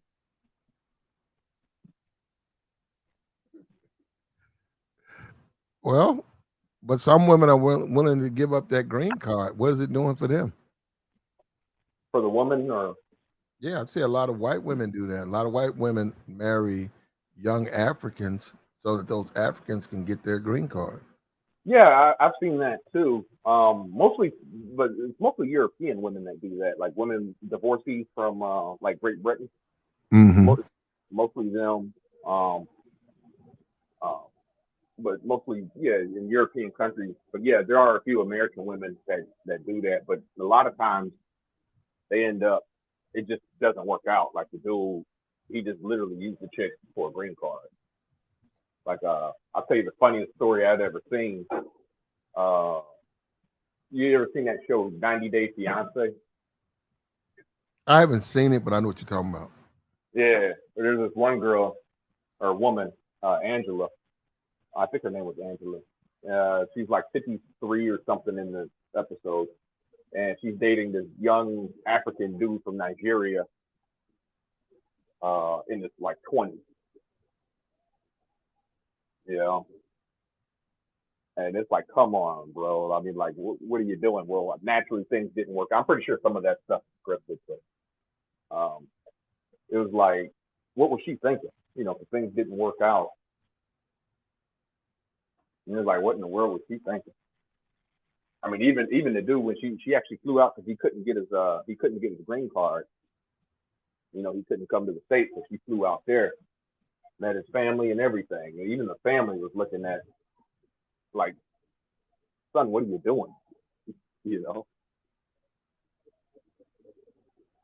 Man, people gonna do, that show, older women, black men, money, sugar babies. Mm-hmm. That ain't going nowhere, man. Oh no, it won't. But I was just saying in general, like I said, a majority of women. I'm not gonna say they're not gonna be desperate enough, but majority of them, they already know, hey, more than likely this dude's just trying to use me for, a green card. And yeah, and there was this other episode. Yeah, I don't think this one I don't think was scripted. I mean, she was real heated, but I forget her name, but she was a white woman, lived in Pennsylvania. She was like in her 40s. She went to, I think it's Jamaica, got her a black dude from Jamaica. One of the island boys. She brought him to the States, and man, that dude cheated on her in less than a week. Less than a week.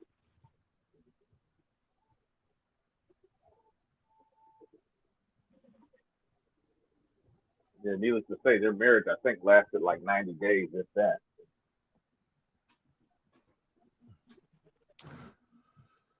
Well, you gotta take back your control, man. Yeah. All Yeah, of these little gimmicks, guy coming in from a foreign country, woman trying to get him a green card, that ain't gonna work. We see that.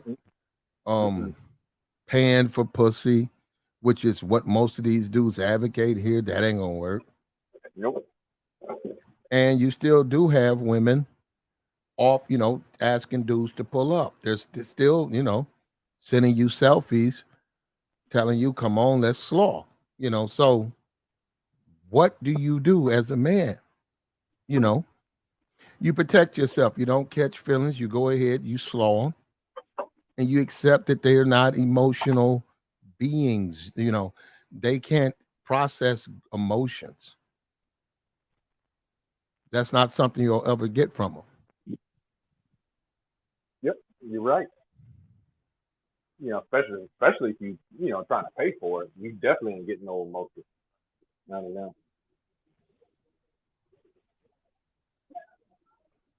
Yeah, so Yeah, you're just a that's threat. the world. That's the world we live in, brother. It is. It's sad too. It's just real sad, man. But unfortunately, that's just the way it is. You got to take back your slaw. You got to take it back. Control. Mm-hmm.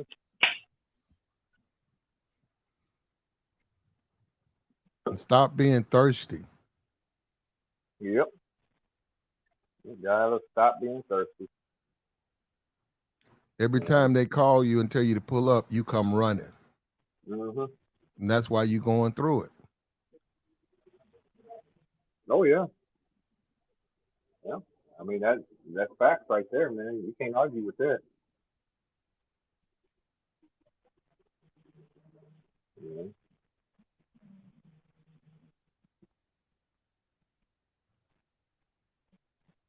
But all right, Darnell, I appreciate you, brother. Yeah, I appreciate you too, Platinum. No, you're being a wonderful member of the show. We appreciate it, man. We got the join link posted, man. We'll take your thoughts, your comments. Well, we're gonna go ahead and shut this down. That's what I'm saying. You can stay up, but I'm just saying we're gonna go ahead and close this out. Oh, okay then. If people want to come up, we'll take your comments. He Is there said, any, so you're not gonna get this. He said, so you're not gonna get the slaw. I don't know what he's talking about.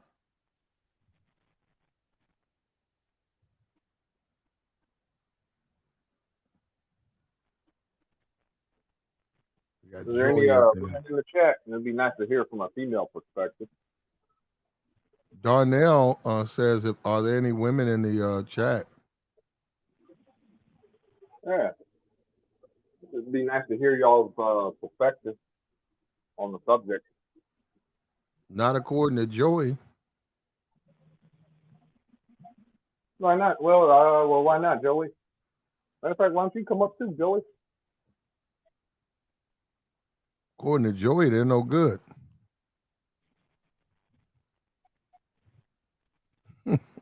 Well, I mean, hey, it's something to talk about. Come on up, Joey. Don't be shy.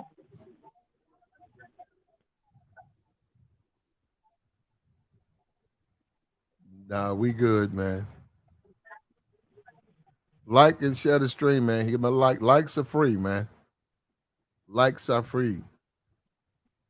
Subscribe to the channel, man. Bless the Cash App. We going, talking about taking back control. Could you date a woman who's a reformed city girl?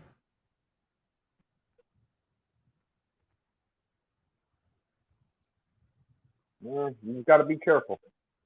Just got to be careful. Well, but you don't have to be a city girl to have a bad marriage.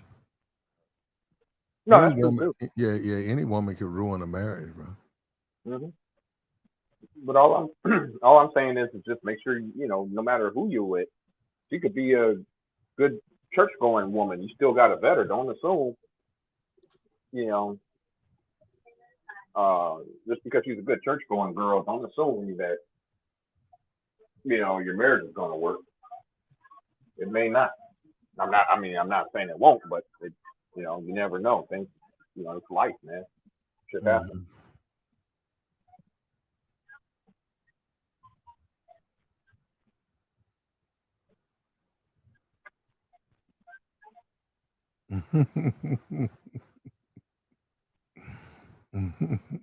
Oh, but I did see in the chat people were they were talking about when I was talking about the chicken. You know, that's like you have to cook it at 250.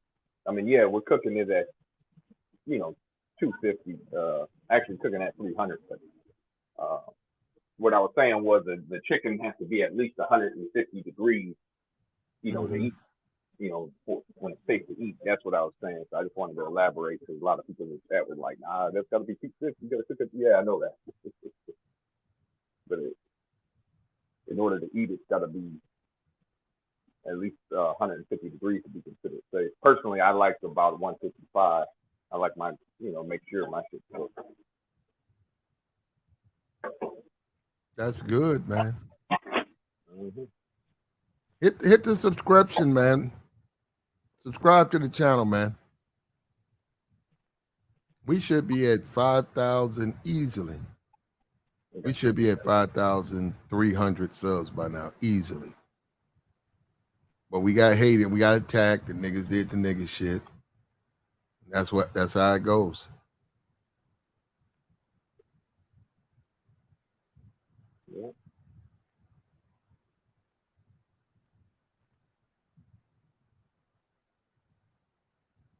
Well, we got a slow day today, man. So what we gonna do, we appreciate you, brother. We're gonna go ahead and end this stream. All right. Yeah, we're gonna go ahead and kill this stream, bro. We'll probably have to come back later on today or tomorrow. But all right, though, Darnell, appreciate you, brother. All right, you too. All right.